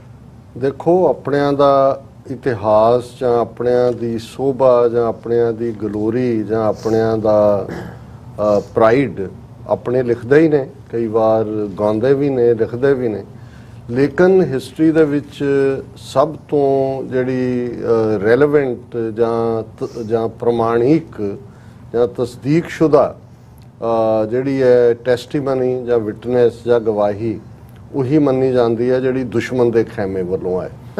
ਔਰ ਅਸੀਂ 18ਵੀਂ ਸਦੀ 'ਚ ਵੀ ਜਦੋਂ ਕਾਜ਼ੀ ਨੂਰ ਮੁਹੰਮਦ ਨੂੰ ਕੋਟ ਕਰਦੇ ਹਾਂ, ਜਿਹੜੇ ਅਹਿਮਦ ਸ਼ਾਹ ਅਬਦਾਲੀ ਦੇ ਨਾਲ ਆਏ, ਔਰ ਉਹਨਾਂ ਨੇ ਬੇਸ਼ੱਕ ਸਿੱਖਾਂ ਦੇ ਲਈ ਲਫ਼ਜ਼ ਸੱਗ ਇਸਤੇਮਾਲ ਕੀਤਾ, ਫਾਰਸੀ ਦਾ ਕੁੱਤੇ, ਪਰ ਜੇ ਅੱਜ ਅਸੀਂ 18ਵੀਂ ਸਦੀ ਦੇ ਆਪਣੇ ਬਜ਼ੁਰਗਾਂ ਦੇ ਕਰੈਕਟਰ, ਉਹਨਾਂ ਦੀ ਬਹਾਦਰੀ, ਉਹਨਾਂ ਦਾ ਨਾਂ ਚੁੱਕਣ ਵਾਲਾ ਗੁਣ, ਉਸ ਵੱਲ ਜੇ ਦੇਖਣਾ ਹੋਏ ਤੇ ਅਸੀਂ ਕਾਜ਼ੀ ਨੂਰ ਮੁਹੰਮਦ ਨੂੰ ਹੀ ਕੋਟ ਕਰਦੇ ਹਾਂ ਕਿ ਉਸ ਨੇ ਸੱਗ ਕਹਿ ਕੇ ਵੀ ਜੋ ਸਿੱਖਾਂ ਦੀ ਤਾਰੀਫ ਕੀਤੀ। ਇਸ ਦਾ ਮਤਲਬ ਹੈ ਵੀ ਕਿੰਨੇ ਉੱਚੇ ਅਖਲਾਕ ਦੇ ਮਾਲਕ ਉਹ ਸਾਡੇ ਬਜ਼ੁਰਗ ਸਨ, ਜਿਨ੍ਹਾਂ ਨੇ ਉਸ ਵੇਲੇ ਜਿਹੜਾ ਸੱਚ, ਹੱਕ, ਇਨਸਾਫ ਦੇ ਰਸਤੇ ਨੂੰ ਚੁਣਿਆ ਸੀ ਇਸ ਆਪਣੇ ਜੀਵਨ ਦੇ ਲਈ। ਵੀਕਐਂਡ ਦੇ ਉੱਤੇ ਖਾਲਿਸਤਾਨ ਰੈਫਰੈਂਡਮ ਟੋਰਾਂਟੋ ਦੇ ਵਿੱਚ ਹੋਇਆ, ਅਸੀਂ ਉਸ ਦੇ ਉੱਤੇ ਪ੍ਰੋਗਰਾਮ ਕੀਤਾ ਸਪੈਸ਼ਲ। ਔਰ ਬੇਸ਼ੱਕ even Canadian main stream media ਨੇ ਵੀ ਔਰ ਇੰਡੀਅਨ ਮੀਡੀਆ ਨੇ ਵੀ ਉਸ ਨੂੰ ਬਿਲਕੁਲ ਗਾਇਬ ਕਰ ਦਿੱਤਾ, ਜਿਵੇਂ ਕੁਝ ਵੀ ਨਹੀਂ ਵਾਪਰਿਆ। We haven't seen it, we haven't heard it. ਲੇਕਿਨ ਅੱਜ ਮੇਰੀਆਂ ਨਜ਼ਰਾਂ 'ਚੋਂ ਇੱਕ ਲਿਖਤ ਗੁਜ਼ਰੀ, ਇਸ ਦਾ ਜ਼ਿਕਰ ਤਾਂ 2 ਦਿਨ ਪਹਿਲਾਂ ਵੀ ਹੋਇਆ ਸੀ ਕਿ ਭਾਈ ਇੱਕ ਹਿੰਦੂ ਸੱਜਣ ਜਿਨ੍ਹਾਂ ਦਾ ਨਾਂ, ਜਿਨ੍ਹਾਂ ਦੀ ਅੱਜ ਦੀ ਲਿਖਤ ਤੋਂ ਜ਼ਾਹਰ ਆਇਆ, ਦਿਵਾਂਸ਼ੂ ਨਾਰੰਗ। ਸੋ ਨਾਰੰਗ ਪੰਜਾਬੀ ਖੱਤਰੀਆਂ ਦੀ ਗੋਤ ਹੈ, ਸੋ ਜ਼ਾਹਰ ਹੈ ਕਿ ਇਹ ਇੱਕ ਪੰਜਾਬੀ ਹਿੰਦੂ ਸੱਜਣ ਨੇ। ਔਰ ਉਹਨਾਂ ਨੇ ਆਪਣਾ ਜਿਹੜਾ ਪ੍ਰੋਫਾਈਲ ਵੀ ਦਿੱਤਾ ਹੈ ਦਿਵਾਂਸ਼ੂ ਨਾਰੰਗ ਨੇ ਕਿ ਭਾਈ ਇਹ ਮੈਂ ਜਿਹੜਾ ਹੈ ਉਹ writer, poet, performer, thinker, engineer, business owner, corporate executive, real estate broker, ਬਲਾ ਬਲਾ ਬਲਾ ਜੋ ਵੀ ਹੈ। ਇਹਦਾ ਮਤਲਬ ਹੈ ਕਿ ਅਨਪੜ੍ਹ ਨਹੀਂ ਹੈ ਬੰਦੇ ਨੇ। ਔਰ ਜਿਹੜੀ ਅੰਗਰੇਜ਼ੀ ਵੀ ਲਿਖੀ ਹੈ ਉਸ ਤੋਂ ਲੱਗਦਾ ਹੈ ਵੀ ਜਿੰਨਾ ਕੁ ਕਿਹਾ ਉਹਦਾ ਘੱਟੋ ਘੱਟ ਅੱਧ ਪਚਾਤਾ ਜ਼ਰੂਰ ਹੈ।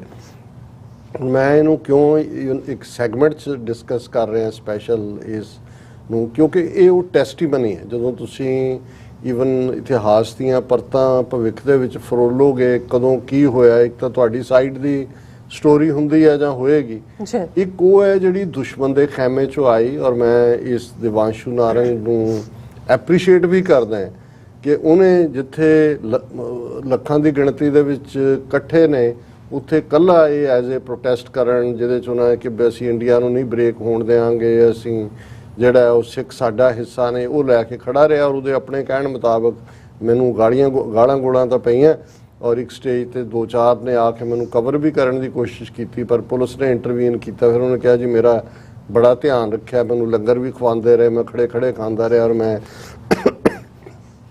8-8:30 ਤੋਂ ਲੈ ਕੇ ਜਦੋਂ ਵੀ ਮੁੱਕਿਆ 5 ਵਜੇ ਤੱਕ ਰਿਹਾ।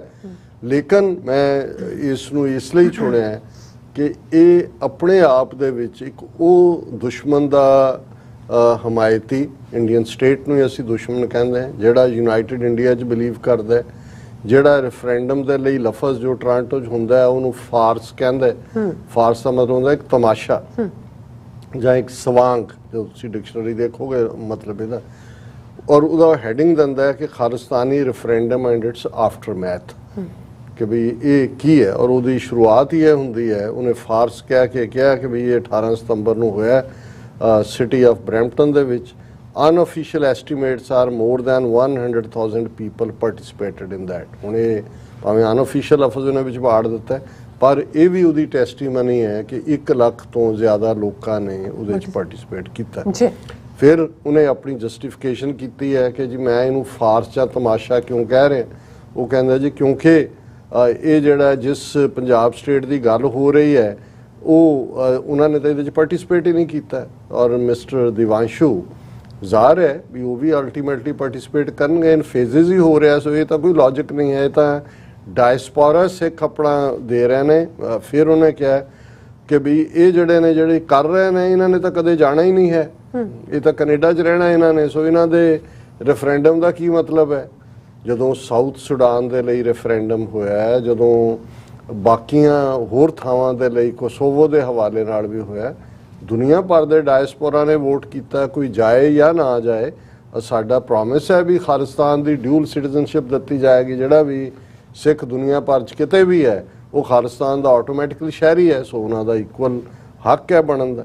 ਫਿਰ ਇਹ ਅੱਗੋਂ ਕਹਿੰਦਾ ਹੈ ਕਿ ਇਹ ਜਿਹੜਾ ਖਾਲਿਸਤਾਨ ਦਾ ਆਈਡੀਆ ਹੈ ਇਹ ਪੰਜਾਬ 'ਚ ਤਾਂ ਇਹਦਾ ਕੋਰਸ ਖਤਮ ਹੋ ਚੁੱਕਾ ਹੈ, ਔਰ ਇਹ ਜਿਹੜੇ ਨੇ ਹੁਣ ਤਾਂ ਪੰਜਾਬ ਦੇ ਲੋਕ ਲੋਕਲ ਇਸ਼ੂਜ਼ ਦੇ ਵਿੱਚ ਹੀ ਯਕੀਨ ਕਰਦੇ ਨੇ, ਬਾਕੀ ਇਹ ਡਿਵਾਈਡਿੰਗ ਏਜੰਡਾ ਹੈ।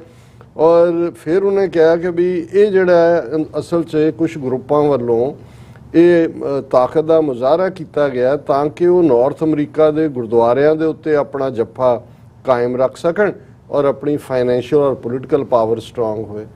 ਭਾਈ ਨਾਰਥ ਅਮਰੀਕਾ ਦੇ ਗੁਰਦੁਆਰੇ ਤਾਂ ਗਵਰਨ ਚੈਰਿਟੀ ਲਾਅ ਦੇ ਥੱਲੇ ਹੁੰਦੇ ਨੇ, ਉਹਨਾਂ ਦੀ ਆਪਣੀਆਂ ਮੈਂਬਰਸ਼ਿਪਸ ਨੇ, ਹਰ ਗੁਰਦੁਆਰੇ ਦੀਆਂ ਆਪਣੀਆਂ ਇਲੈਕਸ਼ਨਾਂ ਹੁੰਦੀਆਂ ਨੇ ਮੋਸਟ ਆਫ ਦਾ ਟਾਈਮ, ਜਿੱਥੇ ਕਾਨਸਟੀਟਿਊਸ਼ਨ 'ਚ ਅਦਰ ਵੇ ਅਰਾਊਂਡ ਨਹੀਂ ਹੈ। ਸੋ ਉਹ ਤਾਂ ਪਹਿਲਾਂ ਹੀ ਇਲੈਕਸ਼ਨਾਂ ਰਾਹੀਂ ਆਪਣਾ ਕਮੇਟੀਆਂ ਚੁਣਦੇ ਨੇ, ਉਹਨਾਂ ਨੂੰ ਤਾਂ ਕਿਸੇ ਰੈਫਰੈਂਡਮ ਦੀ ਲੋੜ ਨਹੀਂ ਹੈ। ਸੋ ਇਹ ਉਹਦੇ ਵਿਚਲਾ ਜਿਹੜਾ ਪੰਜਾਬੀ ਹਿੰਦੂ ਵਾਲਾ ਸੀ ਜ਼ਿਕਰ ਪਿਛਲੇ ਪੀਰੀਅਡ 'ਚ ਕੀਤਾ ਸੀ ਵੀ ਕਿਸ ਜ਼ਹਿਨੀਅਤ ਦੇ ਮਾਲਕ ਨੇ, ਉਹ ਆਪਣੇ ਆਪ ਨੂੰ ਰੀਅਸ਼ੋਰ ਕਰ ਰਿਹਾ ਵੀ ਕੋਈ ਨਹੀਂ। ਹੁਣ ਇੱਕ ਪਾਸੇ ਨੂੰ ਨਜ਼ਰ ਆ ਰਿਹਾ ਵੀ ਮੁਲਕ ਤਾਂ ਗਿਆ, ਜਿਹੜਾ ਝੂਠਾ ਜਿਹਾ ਇਹਨਾਂ ਨੇ ਆਰਟੀਫਿਸ਼ੀਅਲ ਯੂਨੀਅਨ ਅੰਗਰੇਜ਼ ਇਹਨਾਂ ਨੂੰ ਦੇ ਗਏ ਸੀ, ਪਰ ਇਹ ਆਪਣਾ ਆਰਗੂਮੈਂਟ ਇਹਦੇ ਤੇ ਕਰ ਰਿਹਾ। ਫਿਰ ਉਹ ਕਹਿ ਰਿਹਾ ਕਿ ਵੀ ਇਹ ਇਸ ਲਈ ਵੀ ਇੱਕ ਤਮਾਸ਼ਾ because only Sikhs are allowed to vote as if Punjab belongs only to Sikhs and that other communities do not even exist there. ਉੱਥੇ ਜ਼ਰੂਰ ਰਹਿੰਦੇ ਨੇ, ਜਦੋਂ ਪੰਜਾਬ ਦੇ ਵਿੱਚ ਹੋਏਗਾ ਜ਼ਰੂਰ ਪੰਜਾਬ ਦੇ ਹਿੰਦੂ ਮੁਸਲਮਾਨ ਈਸਾਈ ਸਾਰੇ ਪਾਰਟਿਸਿਪੇਟ ਕਰਨਗੇ, ਲੇਕਿਨ ਕਿਉਂਕਿ ਜਿਹੜੇ ਬਾਹਰ ਨੇ ਡਾਇਸਪੋਰਾ ਸਿੱਖ ਤਾਂ ਵਿਦਆਊਟ ਹੋਮ ਨੇ, ਡਾਇਸਪੋਰਾ ਹਿੰਦੂਆਂ ਦਾ ਤਾਂ ਮੁਲਕ ਭਾਰਤ ਹੈ ਹੀ ਹੈ, ਇਸ ਲਈ ਸਿਰਫ ਡਾਇਸਪੋਰਾ ਦੇ ਵਿੱਚ ਸਿੱਖਾਂ ਨੂੰ ਹੱਕ ਹੈ। ਅਦਰਵਾਈਜ਼ ਜੇ ਤੁਹਾਡਾ ਇਹ ਆਰਗੂਮੈਂਟ ਅਸੀਂ ਲੈ ਆਈਏ ਫਿਰ ਖਾਲਿਸਤਾਨ ਬਣਾਉਣ ਦੇ ਲਈ ਅਸੀਂ 120 ਮਿਲੀਅਨ ਆਪਣੇ ਪਾਕਿਸਤਾਨੀ ਪੰਜਾਬੀ ਭਰਾਵਾਂ ਭੈਣਾਂ ਨੂੰ ਵੀ ਕਹਿ ਸਕਦੇ ਹਾਂ, ਉਹ ਵੀ ਵੋਟਾਂ ਪਾ ਦੇਣਗੇ ਵੀ ਖਾਲਿਸਤਾਨ ਹੋਣਾ ਚਾਹੀਦਾ, ਫਿਰ ਤੁਹਾਡਾ ਕੀ ਬਣੇਗਾ। ਤੁਸੀਂ ਤਾਂ ਸਾਰੇ ਉੱਥੇ ਜਿਹੜੇ 12% ਵੀ ਨਹੀਂ ਪੰਜਾਬ, ਤੇ ਜੇ 120 ਮਿਲੀਅਨ ਜਿਹੜੇ ਨੇ 12 ਕਰੋੜ ਪਾਕਿਸਤਾਨੀ ਪੰਜਾਬੀ ਖਾਲਿਸਤਾਨ ਦੇ ਹੱਕ 'ਚ ਆ ਗਏ, ਫਿਰ ਤੁਹਾਡੇ ਦਿਵਾਂਸ਼ੂ ਜੀ ਫਿਰ ਕਿਆ ਤੇਰਾ ਹੋਗਾ ਕਾਲੀਆ। ਹਾਂ, ਉਹ ਹੁਣ ਇਹ ਗੱਲ ਛੱਡ ਕੇ ਹੁਣ ਗੱਲ ਕਰੀਏ ਜਿਹੜੀ ਉਹਨੇ, ਜਦੋਂ ਅਸੀਂ ਕਹਿੰਦੇ ਹਾਂ ਵੀ ਟੈਸਟੀਮਨੀ ਹੈ ਹਿਸਟਰੀ ਦੀ, ਉਹਨੇ ਕਿਹਾ ਕਿ ਵੀ however there is no denying the fact that the event was far beyond the fringe। ਹੁਣ ਜਿਹੜਾ ਇੱਕ ਪ੍ਰਚਾਰ ਹੁੰਦਾ ਨਾ ਦਾ ਫ੍ਰਿੰਜ ਐਲੀਮੈਂਟ, ਐਵੇਂ ਖੂੰਜੇ ਵਾਲੇ, ਉਹਨੇ ਕਿਹਾ ਜੀ ਫਾਰ, ਇਹ ਗੱਲ ਝੂਠੀ। ਉਹਨੇ ਕਿਹਾ ਬਹੁਤ ਵੱਡੀ ਹਮਾਇਤ ਹੈ ਇਹਦੀ, ਬਹੁਤ ਵੱਡੀ ਹਮਾਇਤ। ਫਿਰ ਉਹਦੇ 'ਚ ਕਹਿੰਦਾ I was present there and I am giving an honest factual account of the event, ਕਿ ਮੈਂ ਉੱਥੇ ਮੌਜੂਦ ਸੀ ਔਰ ਹੁਣ ਮੈਂ ਜੋ ਉੱਥੇ ਸੱਚੋ ਸੱਚਾ ਵਾਪਰਿਆ ਉਹ ਉਸ ਦਿਨ ਕੀ ਕਹਾਣੀ ਇਨ ਆਂਖੋਂ ਕੀ ਜ਼ਬਾਨੀ ਹੁਣ ਮੈਂ ਦੇਣ ਲੱਗਾ ਜੀ। People came in droves from everywhere and were of all age groups, young, old, very old, in wheelchair, children, men and women, and from various parts of Ontario। ਉਹਨੇ ਕਿਹਾ ਜੀ ਝੁੰਡਾਂ ਦੇ ਝੁੰਡ ਲੋਕਾਂ ਦੇ ਆਏ, ਹਰ ਉਮਰ ਦੇ ਸੀ, ਬਜ਼ੁਰਗ, ਛੋਟੇ ਬੱਚੇ, ਵੀਲ ਚੇਅਰ ਦੇ ਉੱਤੇ ਵੀ, ਮੈਨ ਵਿਮਨ, ਸਾਰੇ ਪਾਸਿਓਂ। They were there in thousands and from 9 AM right up to the close at 5:30 PM ਕਿ ਹਜ਼ਾਰਾਂ ਦੀ ਗਿਣਤੀ ਸੀ। ਔਰ ਉਹ 9 ਵਜੇ ਸਵੇਰ ਤੋਂ ਲੈ ਕੇ 5:30 ਜਿਹੜੇ ਹੈ ਉਹ ਜਿਹੜਾ 5:30 ਕਲੋਜ਼ ਹੋਇਆ ਉਦੋਂ ਤੱਕ ਸੀ। And line up of cars was non stop, ਵੀ ਇੰਨੀਆਂ ਕਾਰਾਂ ਸੀ ਕਿ ਜਿਹੜੀਆਂ ਆਉਂਦੀਆਂ ਗਈਆਂ। But for the police stopping access to the committee hall for vehicles starting at 4:30 PM, they could have kept coming. ਕਿ ਜੇ ਪੁਲਿਸ ਨੇ 4:30 ਵਜੇ ਗੱਡੀਆਂ ਦੇ ਆਉਣ ਤੇ ਪਾਬੰਦੀ ਨਾ ਲਾ ਦਿੱਤੀ ਹੁੰਦੀ ਤਾਂ ਉਹਨਾਂ ਨੇ ਆਉਂਦਾ ਹੀ ਰਹਿਣਾ ਸੀ। ਮਤਲਬ ਕਿ ਸਾਰਾ ontario ਹੀ ਜਿਹੜਾ ਉਹ ਉਸ ਪਾਸੇ ਨੂੰ ਲੁੜਕ ਪਿਆ ਹੋਇਆ। The event was peaceful। ਚਲੋ ਇਹ ਵੀ ਹੈ ਕਿ ਵੀ ਅਦਰਵਾਈਜ਼ ਸਾਨੂੰ ਖਰੂਦੀ ਕਹਿੰਦੇ ਨੇ ਵੀ ਉੱਥੇ ਅਸੀਂ ਕੋਈ ਆਤੰਕ ਨਹੀਂ ਮਚਾਇਆ। ਇਹ ਮਿਸਟਰ ਦਿਵਾਂਸ਼ੂ ਨਾਰੰਗ ਸਾਹਿਬ ਕਹਿੰਦੇ ਨੇ ਜਿੱਦਾਂ event was peaceful, well organised with a langar, food stall serving food, ਪੂਰਾ ਲੰਗਰ, ਲੱਖ ਤੋਂ ਜ਼ਿਆਦਾ ਜੇ ਇਹਦੇ ਕਹਿਣ ਮੁਤਾਬਕ ਉਹਨਾਂ ਨੂੰ ਐਨ ਇਹਨੂੰ ਵੀ ਰਜਾਇਆ ਹੋਣਾ, ਨਾਲ ਵੀ ਲੈ ਗਿਆ ਹੋਣਾ ਝੋਲੇ 'ਚ ਪਾ ਕੇ, ਇਕੱਲਾ ਖਾ ਕੇ ਨਹੀਂ ਗਿਆ ਹੈ, ਨਾਲ ਵੀ ਲੈ ਗਿਆ। Being served through out the day and volunteers directing people and traffic to ensure that the voting was fast and smooth। ਉਹਨੇ volunteers ਦੀ ਵੀ ਤਾਰੀਫ ਕਰ ਰਿਹਾ ਵੀ ਉਹ ਬੜੇ ਆਰਗੇਨਾਈਜ਼ ਤਰੀਕੇ ਨਾਲ ਲੋਕਾਂ ਨੂੰ ਡਾਇਰੈਕਟ ਕਰ ਰਹੇ ਸੀ ਤਾਂ ਕਿ ਵੱਧ ਤੋਂ ਵੱਧ ਵੋਟਾਂ ਪੈ ਸਕਣ। And people came out satisfied from the experience ਕਿ ਜਿਹੜੇ ਵੋਟਾਂ ਪਾ ਕੇ ਗਏ ਉਹ ਪੂਰੇ ਸੰਤੁਸ਼ਟ ਨਜ਼ਰ ਆਏ। The place was full of Khalistani flags, T-shirts and logos on road flying high on cars, in hands of people, raising the flags with zeal। ਉਹਨੇ ਕਿਹਾ ਜੀ ਉਤਸ਼ਾਹ ਨਾਲ ਚਾਰ ਚਫੇਰਾ ਹੀ ਖਾਲਿਸਤਾਨ। ਹੁਣ ਇੱਕ ਲਾਈਨ ਬੜੀ ਇੰਪੋਰਟੈਂਟ ਹੈ ਜਿਹੜੀ ਉਸ ਤੋਂ ਬਾਅਦ ਕਹਿੰਦਾ, for any person who stands up for a cause of united India, it was a depressing sight indeed। ਕਿ ਭਾਰਤ ਮਾਤਾ ਦੇ ਪੁੱਤਰੋ, ਇਹ ਜੇ ਤੁਸੀਂ ਦੇਖਦੇ ਕੋਈ ਵੀ ਜਿਹੜਾ ਕਰਦਾ ਉਹ ਤਾਂ ਉਵੇਂ ਹੀ ਮੂਰਛਤ ਹੋ ਜਾਏਗਾ ਜਿਵੇਂ ਲక్ష్మణ ਮੂਰਛਤ ਹੋ ਗਿਆ ਸੀ।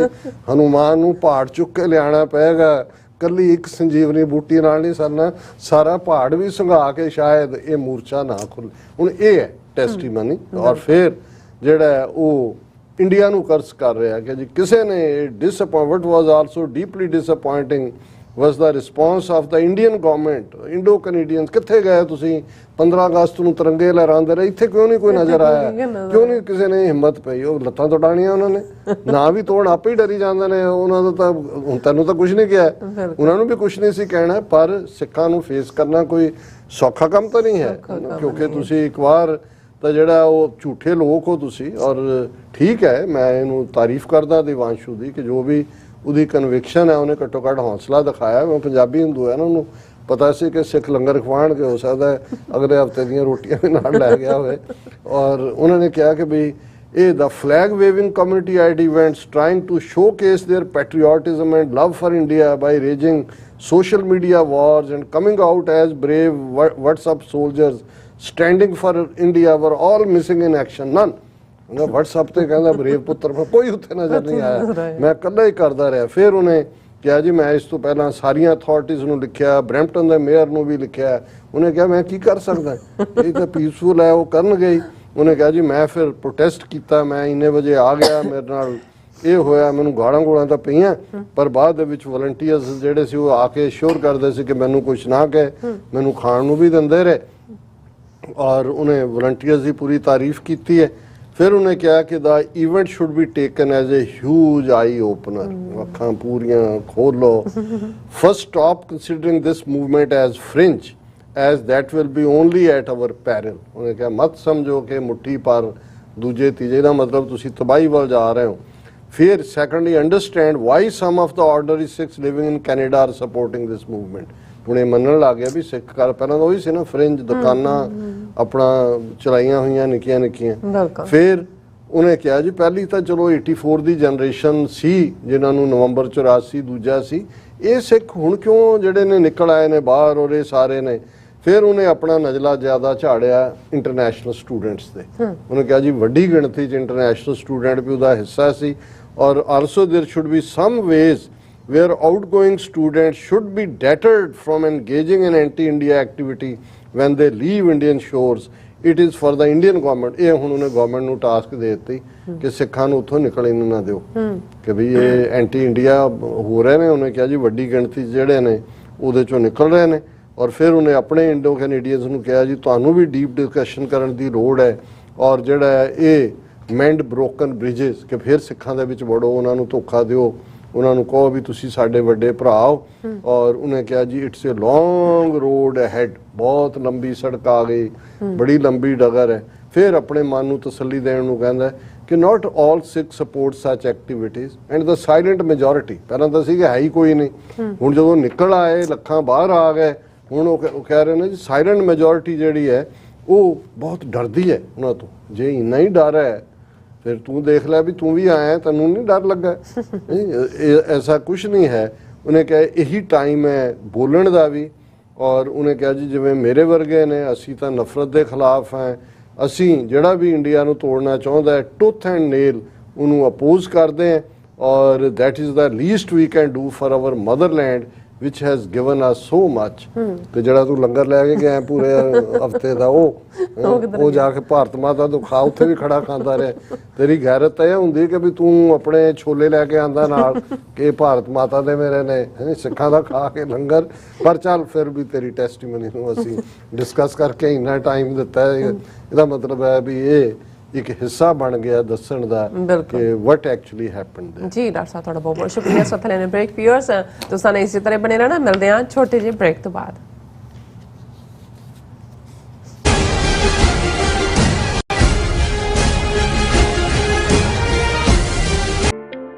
ਸਿਗਨੇਚਰ ਟਰੱਕ ਸਰਵਿਸ ਰਾਊਟ 81 ਉੱਤੇ ਐਗਜ਼ਿਟ 235 ਤੇ ਟਰੱਕਰ ਵੀਰਾਂ ਲਈ 24 ਘੰਟੇ ਰੋਡ ਸਰਵਿਸ ਦੀ ਸੁਵਿਧਾ ਮੌਜੂਦ। Heavy duty repair, oil change, ਪੁਰਾਣੇ ਅਤੇ ਨਵੇਂ tyre, computer diagnostic, DPF cleaning, brake service ਜਾਂ ਰਸਤੇ ਵਿੱਚ ਆਈ ਹਰ ਤਰ੍ਹਾਂ ਦੀ ਰਿਪੇਅਰ ਪ੍ਰੋਫੈਸ਼ਨਲ ਟੀਮ ਵੱਲੋਂ ਕੀਤੀ ਜਾਂਦੀ ਹੈ। ਬ੍ਰੇਕਫਾਸਟ, ਲੰਚ ਅਤੇ ਡਿਨਰ ਲਈ ਪੰਜਾਬੀ ਢਾਬੇ ਦਾ ਆਨੰਦ ਵੀ ਮਾਣੋ। ਡਰਾਈਵਰ ਅਤੇ ਟਰੱਕ ਆਪਰੇਟਰ ਵੀਰ ਡਿਸਪੈਚ ਦੀ ਸਰਵਿਸ ਲਈ ਸਾਡੇ ਨਾਲ ਸੰਪਰਕ ਕਰਨ। Signature truck service 58 triangle drive, wares cave, Virginia 24486। ਸਿੱਖਾਂ ਅਤੇ ਹੋਰ ਘੱਟ ਗਿਣਤੀਆਂ ਤੇ ਜ਼ੁਲਮ ਕਰਨ ਤੋਂ ਬਾਅਦ ਭਾਰਤੀ ਪ੍ਰਧਾਨ ਮੰਤਰੀ ਨਰਿੰਦਰ ਮੋਦੀ ਹੁਣ ਅੰਤਰਰਾਸ਼ਟਰੀ ਭਾਈਚਾਰੇ ਸਾਹਮਣੇ ਅਖੌਤੀ ਜਮਹੂਰੀਅਤ ਦਾ ਮੁਜ਼ਾਹਰਾ ਕਰਨ ਆ ਰਿਹਾ ਹੈ। ਆਓ ਇਸ ਕਿਸਾਨਾਂ ਦੇ ਕਾਤਲ ਦਾ ਚਿਹਰਾ ਬੇਨਕਾਬ ਕਰੀਏ। 24 ਸਤੰਬਰ 2022 ਦਿਨ ਸ਼ਨੀਵਾਰ ਨੂੰ ਸਵੇਰੇ 11:30 ਵਜੇ ਯੂਨਾਈਟਿਡ ਨੇਸ਼ਨਜ਼ ਹੈੱਡਕੁਆਰਟਰਸ ਦੇ ਬਾਹਰ ਜ਼ੋਰਦਾਰ ਰੋਸ ਵਿਖਾਵਾ। ਟ੍ਰਾਈ ਸਟੇਟ ਦੀਆਂ ਸੰਗਤਾਂ ਵੱਧ ਚੜ੍ਹ ਕੇ ਇਸ ਪ੍ਰੋਟੈਸਟ ਦਾ ਹਿੱਸਾ ਬਣਨ। ਵਧੇਰੇ ਜਾਣਕਾਰੀ ਲਈ ਤੁਸੀਂ ਹੇਠ ਦਿੱਤੇ ਨੰਬਰਾਂ ਤੇ ਸੰਪਰਕ ਕਰ ਸਕਦੇ ਹੋ।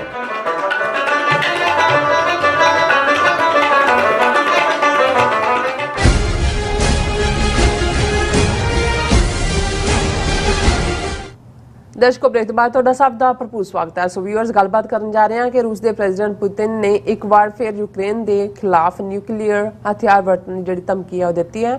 ਇਸ ਬਿਆਨ ਉੱਪਰ ਅਮਰੀਕਾ ਤੇ ਨੈਟੋ ਨੇ ਬੜਾ ਤਿੱਖਾ ਰਿਐਕਸ਼ਨ ਦਿੱਤਾ ਹੈ। ਸੋ ਇਸ ਬਾਰੇ ਆਪਾਂ ਗੱਲਬਾਤ ਕਰਨ ਜਾ ਰਹੇ ਹਾਂ। ਸੋ ਅਸੀਂ ਚਾਹਾਂਗੇ ਕਿ ਤੁਸੀਂ ਨਾਲ ਇਸੇ ਤਰ੍ਹਾਂ ਬਣੇ ਰਹਿਣਾ। ਦੇਖਣ ਸੁਣਨ ਲਈ ਲਿਖਣ ਲਈ ਤੁਹਾਡਾ ਸਭ ਦਾ ਬਹੁਤ ਬਹੁਤ ਸ਼ੁਕਰੀਆ। ਜੀ ਡਾਕਟਰ ਸਾਹਿਬ, ਕੀ ਕਹਿਣਾ ਚਾਹੋਗੇ? ਦੇਖੋ, ਯੂਨਾਈਟਿਡ ਨੇਸ਼ਨਜ਼ ਜਨਰਲ ਅਸੈਂਬਲੀ ਦਾ ਸੈਸ਼ਨ ਚੱਲ ਰਿਹਾ ਹੈ। ਅੱਛਾ, ਆਲਰੇਡੀ ਪ੍ਰੈਜ਼ੀਡੈਂਟ ਬਾਈਡਨ ਨੇ ਵੀ ਆਪਣੀ ਪ੍ਰੈਜੈਂਟੇਸ਼ਨ ਦਿੱਤੀ ਹੈ ਔਰ ਜਿਹੜਾ ਐਂਟੋਨੀਓ ਗੁਟਰਸ ਉਹਨਾਂ ਨੇ ਵੀ ਦਿੱਤੀ ਹੈ। ਪਰ ਨਾਲ ਦੀ ਨਾਲ ਜਿਹੜਾ ਯੂਕਰੇਨ ਕ੍ਰਾਈਸਿਸ ਹੈ ਉਹ ਮੁੜ ਕੇ ਭਖ ਰਿਹਾ, ਕਿਉਂਕਿ ਪਿਛਲੇ ਦਿਨਾਂ 'ਚ ਖਬਰਾਂ ਸੀ ਕਿ ਯੂਕਰੇਨ ਦੀ ਫੌਜ ਨੇ ਆਲਮੋਸਟ 8000 ਸਕੁਅਰ ਕਿਲੋਮੀਟਰ ਦੇ ਨੇੜੇ ਤੇੜੇ ਦਾ ਏਰੀਆ ਜਿਹੜਾ ਉਹ ਰਸ਼ੀਆ ਤੋਂ ਖੋਇਆ ਵਾਪਸ। ਰਸ਼ੀਆ ਕੁਇਕਲੀ ਜਿਹੜਾ ਈਸਟਰਨ ਪ੍ਰੋਵਿੰਸਿਸ ਨੇ ਯੂਕਰੇਨ ਦੇ ਉਹਨਾਂ 'ਚ ਰੈਫਰੈਂਡਮ ਕਰਵਾ ਕੇ ਆਪਣਾ ਕਬਜ਼ਾ ਪੱਕਾ ਕਰਨਾ ਚਾਹੁੰਦਾ। ਪਰ ਇਹਦੇ 'ਚ ਕੋਈ ਸ਼ੱਕ ਨਹੀਂ ਹੈ ਕਿ ਗਰਾਊਂਡ ਦੇ ਉੱਤੇ ਰਿਵਰਸਿਸ ਨੇ। ਹਾਲਾਂਕਿ ਇਹਨੂੰ ਰਸ਼ੀਆ ਦੀ ਡਿਫੀਟ ਕਹਿਣਾ ਤਾਂ ਠੀਕ ਨਹੀਂ ਹੋਏਗਾ, ਕਿਉਂਕਿ ਰਸ਼ੀਆ ਦੇ ਕੋਲ ਬਹੁਤ ਵੱਡੀ ਜਿਹੜੀ ਹੈ ਉਹ ਉਹਨਾਂ ਦੀ ਵਾਰ ਮਸ਼ੀਨਰੀ ਹੈ। ਪਰ ਇਸ ਗੱਲ ਦਾ ਧਿਆਨ ਰਿਹਾ ਕਿ ਸੈਕੰਡ ਵਰਲਡ ਵਾਰ 'ਚ ਕਰੋੜਾਂ ਦੀ ਗਿਣਤੀ 'ਚ ਜਿਹੜੀਆਂ ਕੈਜੂਅਲਟੀਜ਼ ਰਸ਼ੀਆ ਨੇ ਲਈਆਂ ਨੇ। ਔਰ ਹੁਣ ਵੀ ਕੋਈ ਇਹ ਸਮਝੇ ਕਿ ਵੀ ਰਸ਼ੀਆ ਡਿਫੀਟ ਹੋ ਗਿਆ, ਇਵੇਂ ਨਹੀਂ ਹੈ।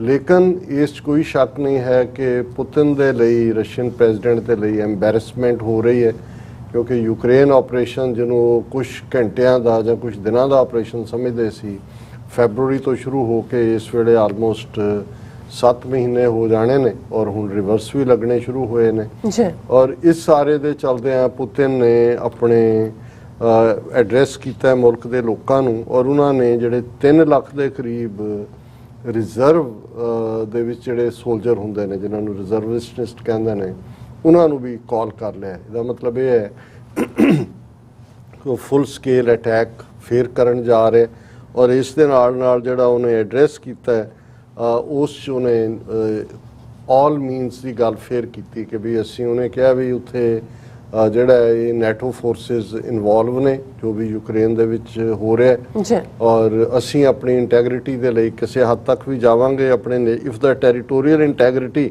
Of hour country is threatened we will use all available means to protect our people. This is not a bluff.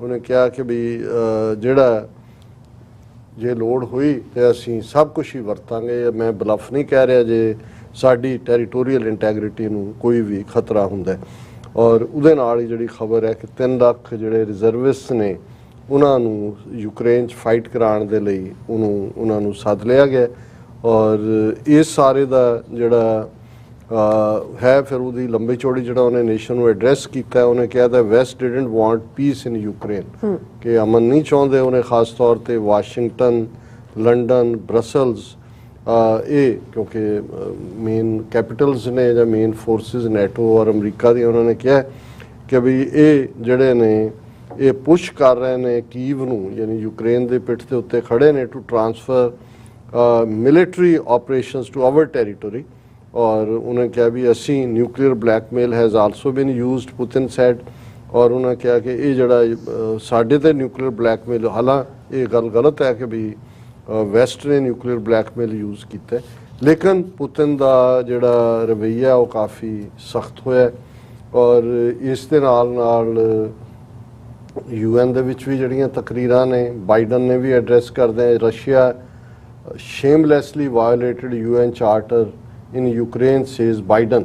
A White House official said the crux of the Joe Biden's visit to UN this year would be a full-throated condemnation of Russia as its brutal war nears the 7-month mark. 7 ਮਹੀਨੇ ਦੀ उन्होंने कहा कि भी ये shamelessly UN charter ਨੂੰ ਜਿਹੜਾ ਇਹ violet ਕੀਤਾ ਹੈ। ਇਸੇ ਤਰ੍ਹਾਂ ਯੂਕਰੇਨ ਦੇ ਪ੍ਰੈਜ਼ੀਡੈਂਟ ਜ਼ੈਲੈਂਸਕੀ ਨੇ ਕਿਹਾ world won't let Putin use nuclear weapons कि दुनिया उन्होंने इस्तेमाल नहीं करन देगी। नैटो जिहड़ी फोर्स के चीफ ने कहा NATO chief calls Putin's nuclear threat a dangerous escalation और ये बिल्कुल ठीक है कि इस वेले जिहड़ी इस किस्म की threat counter threat fear counter fear उहदे थल्ले जिहड़ी सिचुएशन है उहदे विच ਐਸਕੇਲੇਟ ਹੋ ਰਹੀ ਹੈ ਉਹਦੇ 'ਚ ਇਹ ਤਾਂ ਨਹੀਂ ਮੈਂ ਕਹਾਂਗਾ ਕਿ ਭਾਈ ਇਸ ਵੇਲੇ ਇਮੀਡੀਏਟ ਕੋਈ ਡੇਂਜਰ ਬਣ ਰਿਹਾ ਪਰ ਇਵੇਂ ਹੀ ਹੁੰਦਾ ਇੱਕ ਡੀ ਐਸਕੇਲੇਟ ਹੁੰਦਾ ਜਦੋਂ ਟੈਨਸ਼ਨ ਘਟਣੀ ਸ਼ੁਰੂ ਹੁੰਦੀ ਹੈ ਔਰ ਕਿਉਂਕਿ ਟਰਕੀ ਨੇ ਥੋੜਾ ਜਿਹਾ ਰੋਲ ਪਲੇ ਕਰਨ ਦੀ ਕੋਸ਼ਿਸ਼ ਕੀਤੀ ਰਸ਼ੀਆ ਔਰ ਯੂਕਰੇਨ ਦੇ ਵਿਚਾਲੇ ਪਰ ਹੁਣ ਜਦੋਂ ਵਾਪਸ ਪੁਤਿਨ ਨੇ 3 ਲੱਖ ਆਪਣੇ ਰਿਜ਼ਰਵਿਸਟ ਸੱਦੇ ਨੇ ਔਰ ਆਲ ਮੀਨਸ ਦੀ ਗੱਲ ਕੀਤੀ ਹੈ ਤੇ ਇਹਨੇ ਹੋਰ ਵੀ ਹੀਟ ਪੈਦਾ ਕੀਤੀ ਔਰ ਇਸ ਸਾਰੇ ਦੇ ਚਲਦੇ ਆ ਭਾਰਤ ਦੀ ਜਿਹੜੀ ਸਿਚੁਏਸ਼ਨ ਹੈ ਉਹ ਇਸ ਵੇਲੇ ਕਾਫੀ ਤਰਸਯੋਗ ਬਣੀ ਹੋਈ ਹੈ। ਅਸੀਂ ਜ਼ਿਕਰ ਕਰਾਂਗੇ ਕਿ ਵੀ ਹੁਣ ਉਹਨਾਂ ਦਾ foreign minister S Jai Shankar ਆ ਕੇ ਬੈਠਾ ਹੋਇਆ ਹੈ 6 ਦਿਨ ਹੋ ਗਏ ਨੇ ਉਹਨੂੰ ਅਜੇ ਉਹਨੇ ਹਫਤਾ ਹੋਰ ਰੁਕਣਾ ਬਹੁਤ ਲੰਬੀ ਵਿਜ਼ਿਟ ਹੈ ਔਰ ਉਹਨੇ 24 ਤਰੀਕ ਨੂੰ ਯਾਨੀ ਕਿ ਸੈਚਰਡੇ UN ਜਨਰਲ ਅਸੈਂਬਲੀ ਨੂੰ ਵੀ ਐਡਰੈਸ ਕਰਨਾ ਔਰ ਜਿਵੇਂ ਸਾਡੇ ਸੈਗਮੈਂਟਸ ਦੇ ਵਿਚਾਲੇ ਐਡ ਵੀ ਚੱਲ ਰਹੀ ਹੈ ਕਿ ਈਸਟ ਕੋਸਟ ਸਿੱਖ ਕੋਆਰਡੀਨੇਸ਼ਨ ਕਮੇਟੀ ਗੁਰਦੁਆਰਾ ਮੈਨੇਜਮੈਂਟਸ ਪੰਥਕ ਜਥੇਬੰਦੀਆਂ ਵੱਲੋਂ ਦੁਪਹਿਰੇ 11 ਵਜੇ ਤੋਂ 3 ਵਜੇ ਤੱਕ 24 ਤਰੀਕ ਜਿਸ ਦਿਨ ਇੰਡੀਆ ਜਿਹੜਾ ਉਹ ਬੋਲ ਰਿਹਾ ਹੋਏਗਾ ਅੰਦਰ ਉਸ ਦੇ ਖਿਲਾਫ ਪ੍ਰੋਟੈਸਟ ਵੀ ਰੱਖਿਆ ਹੋਇਆ ਔਰ ਇਸੇ ਤਰ੍ਹਾਂ ਸਾਡੇ ਕਸ਼ਮੀਰੀ ਭੈਣ ਭਰਾਵਾਂ ਨੇ ਵੀ ਆਪਣਾ ਪਰਮਿਟ ਲਿਆ ਹੋਇਆ ਔਰ ਹਾਲਾਂ ਉਹ ਇੱਕੋ ਹੀ ਥਾਂ ਹੁੰਦੀ ਹੈ ਉਸ ਦੇ ਉੱਤੇ ਅਸੀਂ ਟੁਗੈਦਰਨੈਸ ਦੇ ਨਾਲ ਵੀ ਕਰਾਂਗੇ ਔਰ ਲੇਕਿਨ ਇਹ ਬਿਹਤਰ ਹੁੰਦਾ ਹੈ ਕਿ ਵੀ ਤੁਸੀਂ ਲੰਬਾ ਵਕਤ ਦਾ ਤੁਹਾਡੇ ਕੋਲ ਪਰਮਿਟ ਆ ਜਾਂਦਾ ਹੈ ਤੇ ਤੁਸੀਂ ਕੋਈ ਵੀ ਸਪੇਸ ਇਸਤੇਮਾਲ ਕਰ ਸਕਦੇ ਹੋ। ਸੋ ਅਸੀਂ ਇਹ ਅਪੀਲ ਵੀ ਕਰਾਂਗੇ ਕਿ ਵੱਡੀ ਗਿਣਤੀ ਦੇ ਵਿੱਚ ਇਸ ਦੇ ਵਿੱਚ ਸ਼ਮੂਲੀਅਤ ਕਰੋ ਔਰ ਅਸੀਂ ਐਪਰੀਸ਼ੀਏਟ ਕਰਦੇ ਹਾਂ ਕਿ ਯੂਨਾਈਟਿਡ ਸਿੱਖਸ ਵੱਲੋਂ ਜਿਹੜਾ ਖਾਸ ਤੌਰ ਤੇ ਹਿਊਮੈਨਿਟੇਰੀਅਨ ਰਿਲੀਫ ਵਰਕ ਕੀਤਾ ਜਾ ਰਿਹਾ ਲਗਾਤਾਰਤਾ ਨਾਲ ਪਿਛਲੇ 7 ਮਹੀਨੇ ਤੋਂ ਉਸ ਦੀ ਬਹੁਤ ਐਪਰੀਸ਼ੀਏਸ਼ਨ ਹੈ ਕੱਲੇ ਯੂਕਰੇਨੀਅਨ ਹਲਕਿਆਂ ਦੇ ਵਿੱਚ ਹੀ ਨਹੀਂ, ਜਿਵੇਂ ਮੈਂ ਦੱਸਿਆ ਸੀ ਕਿ ਈਵਨ ਨਿਊ ਜਰਸੀ ਦੇ ਇੱਕ ਫੰਕਸ਼ਨ 'ਚ ਸਟੈਂਡਿੰਗ ਓਵੇਸ਼ਨ ਉਹਨਾਂ ਦੇ ਨੁਮਾਇੰਦਿਆਂ ਨੂੰ ਦਿੱਤੀ ਗਈ। ਕਾਂਗਰਸਮੈਨ ਦਾ ਫੰਡ ਰੇਜ਼ਿੰਗ ਸੀ ਔਰ ਉਹਨਾਂ ਨੇ ਕਿਹਾ ਜੀ ਕਿ ਉੱਥੇ ਸਭ ਤੋਂ ਵੱਡਾ ਟੈਂਟ ਸਿੱਖਾਂ ਦਾ ਲੱਗਾ ਸੀ ਸਭ ਤੋਂ ਪਹਿਲੇ ਜਾ ਕੇ। ਔਰ ਇਹ ਮੈਂ ਸਮਝਦਾ ਵੀ ਸਾਡੀ ਸੌਫਟ ਪਾਵਰ ਵੀ ਹੈ, ਲੇਕਿਨ ਜਿਹੜਾ ਖਤਰਾ ਇਸ ਵੇਲੇ ਬਿਲਟ ਹੁੰਦਾ ਚਲਾ ਜਾ ਰਿਹਾ ਹੈ। ਇੱਕ ਪਾਸੇ ਤਾਈਵਾਨ ਦੇ ਮੁੱਦੇ ਤੇ ਵੀ ਪ੍ਰੈਜ਼ੀਡੈਂਟ ਬਾਈਡਨ ਦੀਆਂ ਤਿੱਖੀਆਂ ਤਕਰੀਰਾਂ, ਚਾਈਨਾ ਦਾ ਉਨਾ ਹੀ ਸਟਰੋਂਗ ਰਿਐਕਸ਼ਨ ਔਰ ਵੱਧ ਰਹੀ ਮਹਿੰਗਾਈ ਔਰ ਤੁਸੀਂ ਗਰੋਸਰੀ ਲੈਣ ਜੋ ਆਲਮੋਸਟ ਦੁੱਗਣੀਆਂ ਕੀਮਤਾਂ ਨੇ ਗਲੋਬਲੀ, ਔਰ ਉਸ ਨੇ ਬਾਕੀ ਇਕੋਨਮੀਜ਼ ਨੂੰ ਕਿਵੇਂ ਜਿਹੜਾ ਉਹ ਪ੍ਰਭਾਵਿਤ ਕੀਤਾ ਹੈ ਔਰ ਕਿਵੇਂ ਨੈਚੁਰਲ ਕੈਲਾਮਿਟੀਜ਼ ਪਾਕਿਸਤਾਨ ਦੇ ਹਵਾਲੇ ਨਾਲ। ਹਾਲਾਂ ਸ਼ਹਬਾਜ਼ ਸ਼ਰੀਫ ਉਹਨਾਂ ਨੇ 23 ਤਰੀਕ ਨੂੰ ਐਡਰੈਸ ਕਰਨਾ ਫਰਾਈਡੇ, ਔਰ ਉਹਨਾਂ ਤਾਂ ਆਪਣੇ ਪਹਿਲਾਂ ਹੀ ਸਟੇਟਮੈਂਟ 'ਚ ਕਿਹਾ ਜੀ ਮੈਂ ਤਾਂ ਜਿਹੜੇ ਪਾਕਿਸਤਾਨ ਦੇ ਵਿੱਚ ਫਲੱਡਸ ਦੇ ਨਾਲ ਜੋ ਸਿਚੁਏਸ਼ਨ ਬਣੀ ਹੈ ਉਸ ਬਾਰੇ ਗੱਲ ਕਰਾਂਗਾ ਔਰ ਉਹ ਹੈਲਪ ਦੇ ਤਲਬਗਾਰ ਵੀ ਨੇ। ਹਾਲਾਂ ਜਿਵੇਂ UN ਆਫੀਸ਼ੀਅਲ ਨੇ ਕਿਹਾ ਵੀ ਉਸ ਕਿਸਮ ਦੀ ਹੈਲਪ ਨਹੀਂ ਆ ਰਹੀ ਜਿਹੜੀ ਹੋਣੀ ਚਾਹੀਦੀ ਹੈ। ਔਰ ਅਸੀਂ ਪਿਛਲੇ ਦਿਨਾਂ 'ਚ ਵੀ ਗੱਲ ਕੀਤੀ ਸੀ ਕਿ ਭਾਈ ਯੂਨਾਈਟਿਡ ਸਿੱਖਸ, ਖਾਲਸਾ ਏਡ, ਸਿੱਖ ਵਲੰਟੀਅਰਸ ਤਾਂ ਕਰ ਹੀ ਰਹੇ ਨੇ।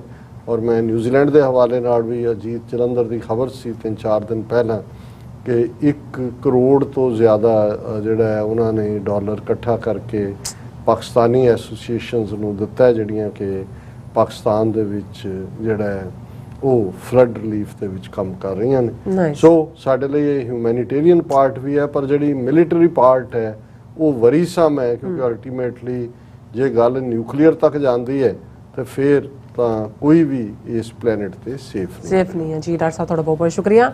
ਸੋ ਇੱਥੇ ਲੈਣੇ ਬ੍ਰੇਕ। ਵਿਊਅਰਸ ਤੁਸੀਂ ਕਿਤੇ ਨਹੀਂ ਜਾਣਾ, ਮਿਲਦੇ ਹਾਂ after this short break.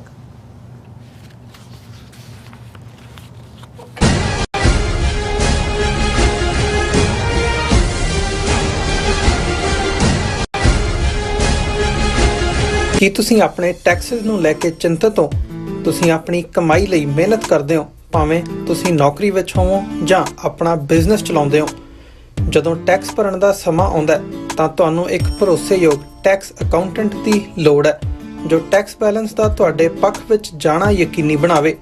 Seattle ਦੀ ਜਾਣੀ ਪਹਿਚਾਣੀ company Accurate accountants and Taxes ਤੁਹਾਡੀ ਸੇਵਾ ਵਿੱਚ ਹਾਜ਼ਰ ਹੈ। ਅਸੀਂ ਹਰ ਤਰ੍ਹਾਂ ਦੇ ਟੈਕਸ ਭਰਨ ਵਿੱਚ ਤੁਹਾਡੀ ਮਦਦ ਕਰਾਂਗੇ। ਟੈਕਸ ਸੰਬੰਧੀ ਕਿਸੇ ਵੀ ਤਰ੍ਹਾਂ ਦੇ ਸਵਾਲ ਲਈ ਅੱਜ ਹੀ ਸਾਡੇ ਤੱਕ ਪਹੁੰਚ ਕਰੋ। Accurate accountants and Texas. ਸਿੱਖਾਂ ਅਤੇ ਹੋਰ ਘੱਟ ਗਿਣਤੀਆਂ ਤੇ ਜ਼ੁਲਮ ਕਰਨ ਤੋਂ ਬਾਅਦ ਭਾਰਤੀ ਪ੍ਰਧਾਨ ਮੰਤਰੀ ਨਰਿੰਦਰ ਮੋਦੀ ਹੁਣ ਅੰਤਰਰਾਸ਼ਟਰੀ ਭਾਈਚਾਰੇ ਸਾਹਮਣੇ ਅਖੌਤੀ ਜਮਹੂਰੀਅਤ ਦਾ ਮੁਜ਼ਾਹਰਾ ਕਰਨ ਆ ਰਿਹਾ ਹੈ। ਆਓ ਇਸ ਕਿਸਾਨਾਂ ਦੇ ਕਾਤਲ ਦਾ ਚਿਹਰਾ ਬੇਨਕਾਬ ਕਰੀਏ। 24 ਸਤੰਬਰ 2022 ਦਿਨ ਸ਼ਨੀਵਾਰ ਨੂੰ ਸਵੇਰੇ 11:30 ਵਜੇ ਯੂਨਾਈਟਿਡ ਨੇਸ਼ਨਸ ਹੈੱਡਕੁਆਰਟਰਸ ਦੇ ਬਾਹਰ ਜ਼ੋਰਦਾਰ ਰੋਸ ਵਿਖਾਵਾ। ਟ੍ਰਾਈ ਸਟੇਟ ਦੀਆਂ ਸੰਗਤਾਂ ਵੱਧ ਚੜ੍ਹ ਕੇ ਇਸ ਪ੍ਰੋਟੈਸਟ ਦਾ ਹਿੱਸਾ ਬਣਨ। ਵਧੇਰੇ ਜਾਣਕਾਰੀ ਲਈ ਤੁਸੀਂ ਹੇਠ ਦਿੱਤੇ ਨੰਬਰਾਂ ਤੇ ਸੰਪਰਕ ਕਰ ਸਕਦੇ ਹੋ।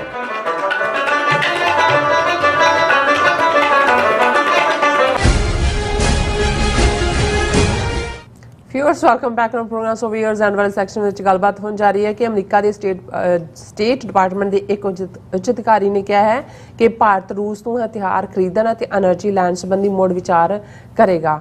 ਸੋ ਇਸ ਦੇ ਨਾਲ ਆਪਾਂ ਗੁਰਬਾਣੀ ਵਿਚਾਰਾਂ ਦੀ ਸਾਂਝ ਤੁਹਾਨੂੰ ਪਾਵਾਂਗੇ। ਸੋ ਅਸੀਂ ਚਾਹਾਂਗੇ ਕਿ ਤੁਸੀਂ ਇਸੇ ਤਰ੍ਹਾਂ ਬਣੇ ਰਹਿਣਾ, ਦੇਖਣ ਸੁਣ ਲਈ ਐਂਡ ਲਿਖਣ ਲਈ ਤੁਹਾਡਾ ਸਭ ਦਾ ਬਹੁਤ ਬਹੁਤ ਸ਼ੁਕਰੀਆ। ਜੀ ਡਾਕਟਰ ਸਾਹਿਬ ਕੀ ਕਹਿਣਾ ਚਾਹੋਗੇ? ਦੇਖੋ CNN ਇੱਕ ਰਿਲਾਇਬਲ ਨਿਊਜ਼ ਸੋਰਸ ਹੈ। ਹਾਲਾਂਕਿ ਹਰ ਮੀਡੀਆ ਆਊਟਲੈਟ ਦਾ ਹੁਣ ਆਪਣਾ ਪੋਲੀਟੀਕਲ ਏਜੰਡਾ ਵੀ ਹੁੰਦਾ, ਪਰ ਕੋਈ ਵੀ ਖਬਰ ਘੱਟੋ ਘੱਟ ਇੰਡੀਆ ਦੇ ਹਵਾਲੇ ਨਾਲ, ਇੰਡੀਆ 'ਚ ਤਾਂ ਇੰਡੀਆ ਦਾ ਇਹਨਾਂ ਦਾ ਕਾਫੀ ਇਨਫਲੂਐਂਸ ਹੈ CNN 'ਚ। ਇਹਨਾਂ ਦਾ IBN ਜਿਹੜਾ ਇੰਡੀਅਨ ਕਾਊਂਟਰ ਪਾਰਟ ਹੈ ਉਹ ਖਬਰਾਂ ਹੀ ਇੰਡੀਆ ਦੇ ANI ਔਰ ਦੂਜੀਆਂ ਸਰਕਾਰੀ ਏਜੰਸੀਆਂ ਤੋਂ ਹੀ ਲੈਂਦਾ। ਔਰ ਉਹਨਾਂ ਦੇ ਜਿਹੜੇ ਆਲਮੋਸਟ 3 ਨੇ ਰਿਪੋਰਟਰ, ਜੈਨੀਫਰ ਹੈਂਸਲਰ, ਕਿਟਲੀ ਅਲਟਵੁੱਡ ਐਂਡ ਰੀਆ ਮੋਗਲ, ਉਹਨਾਂ ਦੀ ਇਹ ਖਬਰ ਹੈ US in talks with India about rethinking reliance on Russian arms and energy। ਇਹ ਬਹੁਤ ਵੱਡੀ ਖਬਰ ਹੈ ਕਿ ਵੀ, ਔਰ ਇਹ ਇਸ ਖਬਰ ਨੂੰ CNN ਦੇ ਮੁਤਾਬਕ ਬ੍ਰੇਕ ਵੀ US ਸਟੇਟ ਡਿਪਾਰਟਮੈਂਟ ਦੇ ਇੱਕ ਹਾਇਰ ਆਫੀਸ਼ੀਅਲ ਨੇ ਕੀਤਾ ਔਰ ਉਹਨੇ ਕਿਹਾ ਐਗਜ਼ੈਕਟਲੀ, ਉਹਨੂੰ ਕੋਟ ਅਨਕੋਟ ਕੀਤਾ ਹੈ, India is heavily dependent on Russia and that is something they did to themselves over some 40 years। ਕਿ ਭਾਰਤ ਬਹੁਤ ਬੁਰੀ ਤਰ੍ਹਾਂ ਰਸ਼ੀਆ ਦੇ ਉੱਤੇ ਡਿਪੈਂਡੈਂਟ ਹੈ ਜਿਹੜਾ ਪਿਛਲੇ 40 ਸਾਲਾਂ ਤੋਂ ਉਹਨਾਂ ਨੇ ਆਪਣੇ ਆਪ ਨੂੰ ਉਸ ਡਿਪੈਂਡੈਂਸ ਦੇ ਵਿੱਚ ਫਸਾਇਆ ਜੀ। ਫਸਟ देयर ਮਿਲਟਰੀ, ਉਹਨਾਂ ਦੀ ਫੌਜ, and then their energy dependence, ਕਿ ਫੌਜੀ ਸਾਜ਼ੋ ਸਮਾਨ ਲਈ ਵੀ ਔਰ એનર્ਜੀ ਆਇਲ ਔਰ ਦੂਸਰੇ ਲਈ ਵੀ। The official said. So we have been in deep conversation with India about the fact that we want to help them have options to diversify here. ਕਿ ਅਸੀਂ ਉਹਨਾਂ ਦੇ ਨਾਲ ਗੱਲਬਾਤ ਕਰ ਰਹੇ ਹਾਂ, ਉਹਨਾਂ ਦੀ ਅਸੀਂ ਮਦਦ ਕਰ ਰਹੇ ਹਾਂ ਕਿ ਤੁਸੀਂ ਇਸ ਚੋਂ ਨਿਕਲੋ। ਹੁਣ ਇਹਦੀ ਖਬਰ ਦੀ ਬੈਕਗਰਾਉਂਡ ਕੀ ਹੈ ਜੇ ਅਸੀਂ ਦੇਖੀਏ ਕਿ ਜਿਹੜੀ ਸ਼ੰਘਾਈ ਕਾਰਪੋਰੇਸ਼ਨ ਆਰਗੇਨਾਈਜੇਸ਼ਨਸ ਦੇ 8 ਮੁਲਕਾਂ ਦੀ ਮੀਟਿੰਗ ਸਮਰਕੰਦ ਉਜ਼ਬੇਕਿਸਤਾਨ 'ਚ ਹੋਈ, ਉਹਦੇ 'ਚ ਮੋਦੀ ਦੀ ਨਾ ਤਾਂ ਸ਼ੀ ਜਿਨਪਿੰਗ ਨਾਲ ਗੱਲਬਾਤ ਹੋਈ, ਨਾ ਹੀ ਜਿਹੜੀ ਸ਼ਹਬਾਜ਼ ਸ਼ਰੀਫ ਨਾਲ ਹੋਈ, ਲੇਕਿਨ ਪੁਤਿਨ ਦੇ ਨਾਲ 1-to-1 ਮੀਟਿੰਗ ਹੋਈ। ਔਰ ਜੇ ਮੈਂ ਉਹਦੀ ਪਿਕਚਰ ਧਿਆਨ ਨਾਲ ਦੇਖਾਂ ਤੇ ਉਹਦੇ 'ਚ ਉਹ ਜਿਹੜੀ ਕਲੋਜ਼ਨੈਸ ਹੁੰਦੀ ਹੈ ਤੁਹਾਨੂੰ ਬਾਡੀ ਲੈਂਗੁਏਜ ਤੋਂ ਨਜ਼ਰ ਨਹੀਂ ਸੀ ਆ ਰਹੀ। ਔਰ ਉਹਦੀ ਖਬਰ ਵੀ ਜਿਹੜੀ ਮੀਡੀਆ ਨੇ ਦਿੱਤੀ ਕਿ ਮੋਦੀ ਨੇ ਪੁਤਿਨ ਨੂੰ ਇਹ ਕਿਹਾ ਕਿ ਜੀ ਹੁਣ ਜੰਗ ਦਾ ਜ਼ਮਾਨਾ ਨਹੀਂ ਹੈ, ਉਹ ਜ਼ਮਾਨੇ ਪੂਰੇ ਹੋ ਗਏ, ਖਤਮ ਹੋ ਗਏ, ਹੁਣ ਜੰਗ ਕੋਈ ਮਸਲੇ ਦਾ ਹੱਲ ਨਹੀਂ ਹੈ। ਉਹਨੇ ਕੀ ਕਿਹਾ ਕੀ ਨਹੀਂ ਕਿਹਾ, ਪਰ ਇਹਨਾਂ ਨੇ ਆਪਣੇ ਮੀਡੀਆ 'ਚ ਉਹਨੂੰ ਬੜਾ ਉਛਾਲਿਆ ਕਿ ਦੇਖੋ ਜੀ ਹੁਣ ਤਾਂ ਮੋਦੀ ਨੇ ਵੀ ਉਪਦੇਸ਼ ਦੇ ਦਿੱਤਾ। ਇੱਕ ਕ੍ਰਿਮੀਨਲ ਜਿਹੜਾ ਉਹ ਦੂਸਰੇ ਕ੍ਰਿਮੀਨਲ ਨੂੰ ਕਹਿ ਰਿਹਾ ਵੀ ਨਾ ਨਾ ਨਾ ਕ੍ਰਾਈਮ ਬਹੁਤ ਮਾੜੀ ਚੀਜ਼ ਹੈ, ਲੇਕਿਨ ਚਲੋ ਉਹ ਆਪਣੀ ਥਾਂ। ਹੁਣ ਉਸ ਤੋਂ ਬਾਅਦ ਐਸ ਜੈ ਸ਼ੰਕਰ ਆ ਕੇ ਇੱਥੇ ਬੈਠਾ ਹੋਇਆ, ਫੋਰਨ ਮਿਨਿਸਟਰ ਬਿਫੋਰ ਆ ਗਿਆ। ਹਾਲਾਂ ਆਉਣਾ ਤਾਂ ਸਿਰਫ ਪਹਿਲਾਂ ਮੋਦੀ ਨੇ ਆਉਣਾ ਸੀ ਇੱਥੇ UN ਜਨਰਲ ਅਸੈਂਬਲੀ 'ਚ, ਪਰ ਉਹਨੂੰ ਭੇਜਿਆ ਹੋਇਆ ਆਪਣੇ ਦੂਤ ਨੂੰ।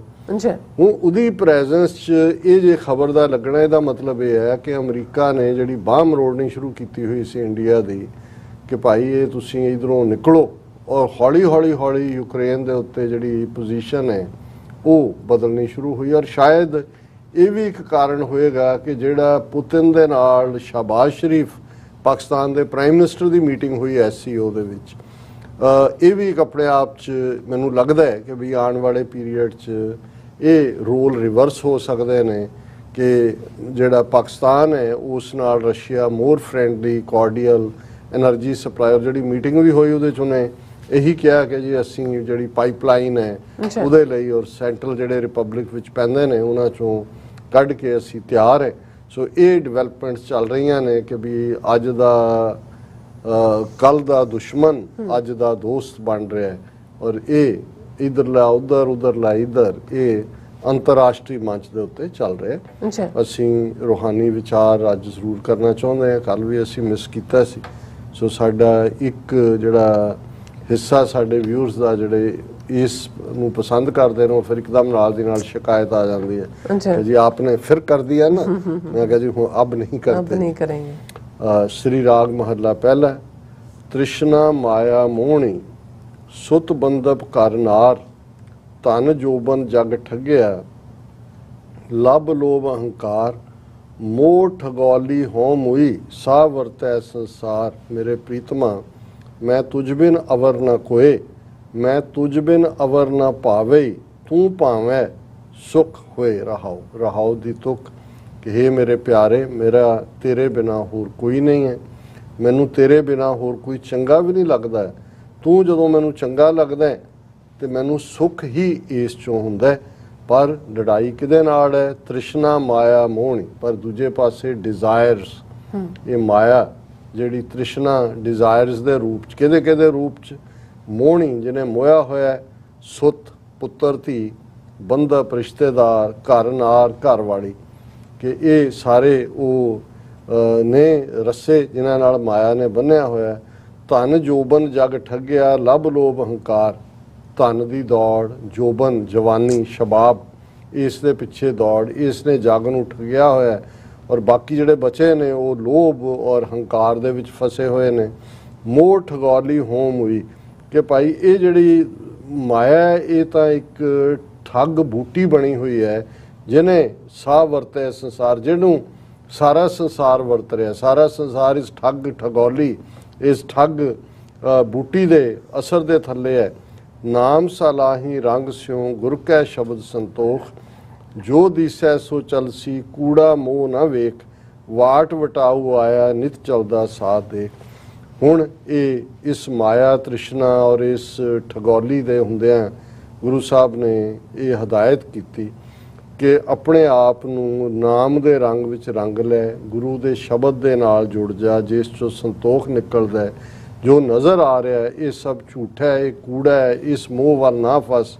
ਤੂੰ ਇਵੇਂ ਸਮਝ ਕੇ ਜਿਵੇਂ ਮੁਸਾਫਰ ਵਾਟ ਵਟਾਊ ਆਇਆ ਇਹ ਸੰਸਾਰ, ਇੱਕ ਜਿਹੜਾ ਹੈ ਉਹਦੇ 'ਚ ਅਸੀਂ ਇੱਕ ਮੁਸਾਫਰ ਵਾਂਗ ਆਏ, ਨਿਤ ਚੱਲਦਾ ਸਾਥ ਦੇਖ। ਤੂੰ ਇਹ ਦੇਖ ਜੋ ਕੱਲ ਤੱਕ ਤੇਰੇ ਨਾਲ ਸੀ ਅੱਜ ਤੇਰੇ ਨਾਲ ਨਹੀਂ ਨੇ। ਹਰ ਕੋਈ ਜਿਹੜਾ ਉਹ ਤੁਰਿਆ ਜਾਂਦਾ, ਅਸਾਂ ਵੀ ਇੱਥੋਂ ਤੁਰ ਜਾਣਾ।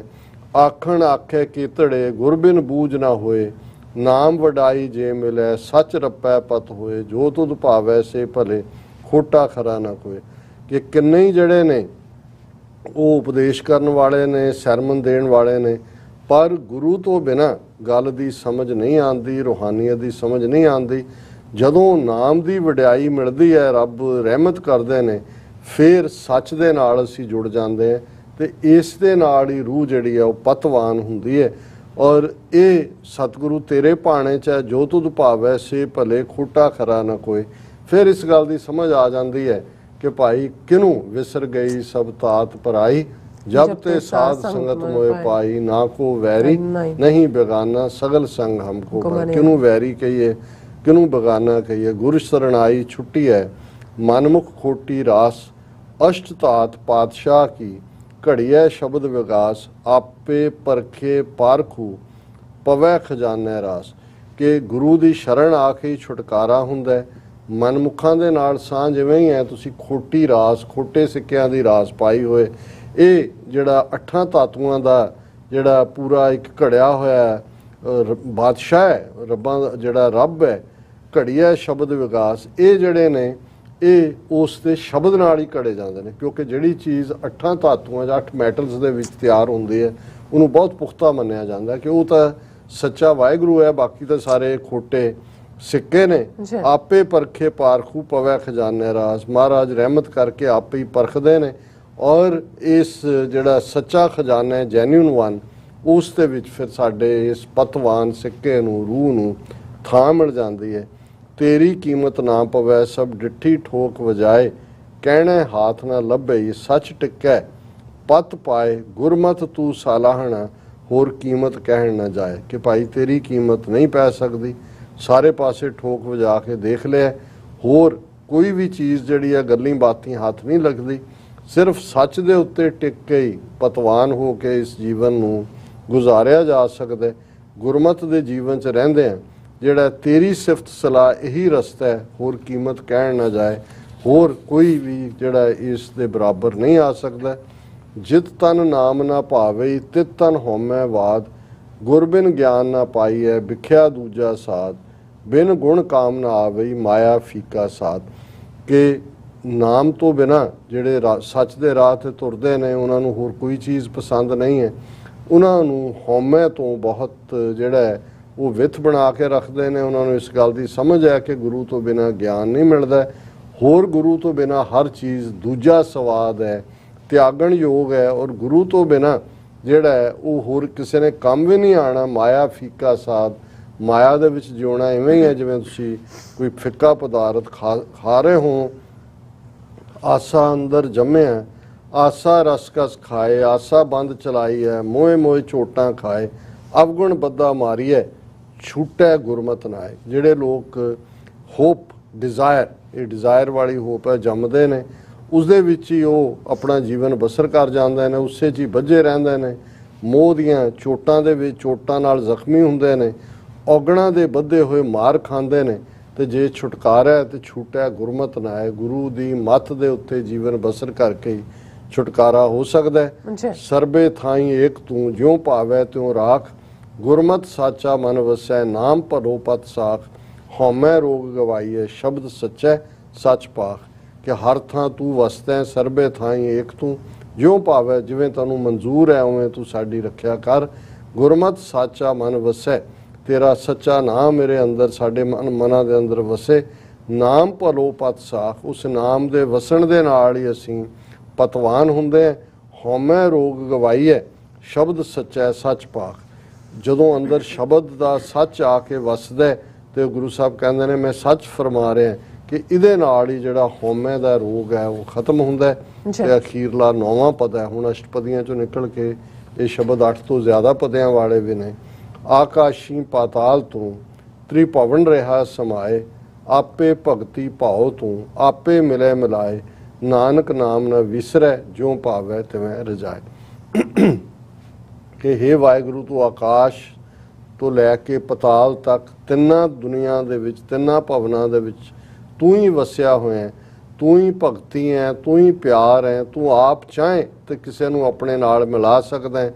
ਔਰ ਗੁਰੂ ਨਾਨਕ ਪਾਤਸ਼ਾਹ ਇਹੀ ਅਰਜ਼ੋਈ ਕਰਦੇ ਨੇ, ਬੇਨਤੀ ਕਰਦੇ ਨੇ, ਅਰਜ਼ ਕਰਦੇ ਨੇ, ਅਰਦਾਸ ਕਰਦੇ ਨੇ, ਨਾਨਕ ਨਾਮ ਨਾ ਵਿਸਰੈ ਜਿਉ ਭਾਵੈ ਤਿਵੇਂ ਰਜਾਏ। ਹੇ ਵਾਹਿਗੁਰੂ, ਜਿਵੇਂ ਮਰਜ਼ੀ ਆਪਣੀ ਰਜ਼ਾ ਦੇ ਵਿੱਚ ਰੱਖ, ਪਰ ਕਦੇ ਵੀ ਤੇਰਾ ਨਾਮ ਨਾ ਵਿਸਰੇ, ਨਾਮ ਨਾ ਭੁੱਲੇ। ਇਹ ਅੱਜ ਦਾ ਵਿਚਾਰ ਜੀ। ਡਾਕਟਰ ਸਾਹਿਬ ਤੁਹਾਡਾ ਬਹੁਤ ਬਹੁਤ ਸ਼ੁਕਰੀਆ, ਤੁਸੀਂ ਅੱਜ ਦੇ ਐਮਸ਼ੂ ਤੇ ਅੱਜ ਦਾ ਵਿਚਾਰ ਸਾਡੇ ਦਰਸ਼ਕਾਂ ਨਾਲ ਸਾਂਝਾ ਕੀਤਾ। ਇਸ ਸਾਹਮਣੇ ਵਿਊਅਰਸ ਕੋਲ ਨੇ ਇਜਾਜ਼ਤ। ਵਿਊਅਰਸ, ਸਾਡੇ ਪ੍ਰੋਗਰਾਮ ਦਾ ਸਮਾਂ ਇੱਥੇ ਸਮਾਪਤ ਹੁੰਦਾ ਹੈ। ਤੁਸੀਂ ਆਪਣੀ ਰਾਏ ਤੇ ਸੁਝਾਅ ਸਾਨੂੰ ਭੇਜਣਾ ਭੁੱਲਣਾ ਸਾਡੇ ਇਸ ਪਤੇ ਤੇ sos@tv84.tv ਤੇ ਅਸੀਂ ਆਪਣਾ ਪ੍ਰੋਗਰਾਮ ਲੈ ਕੇ ਫਿਰ ਦੁਬਾਰਾ ਤੁਹਾਡੇ ਰੂਬਰੂ ਹੋਵਾਂਗੇ। ਤਦ ਤੱਕ ਲਈ ਮੈਨੂੰ ਤੇ ਆਪਣਾ ਸੁਣਾ ਗਿਆ ਦੋ ਦੇਖਦੇ ਰਹੋ TV84। ਬੁਲਾ ਦਿਓ ਫਤਿਹ। ਵਾਹਿਗੁਰੂ ਜੀ ਕਾ ਖਾਲਸਾ, ਵਾਹਿਗੁਰੂ ਜੀ ਕੀ ਫਤਿਹ। ਰੱਬ ਰਾਖਾ।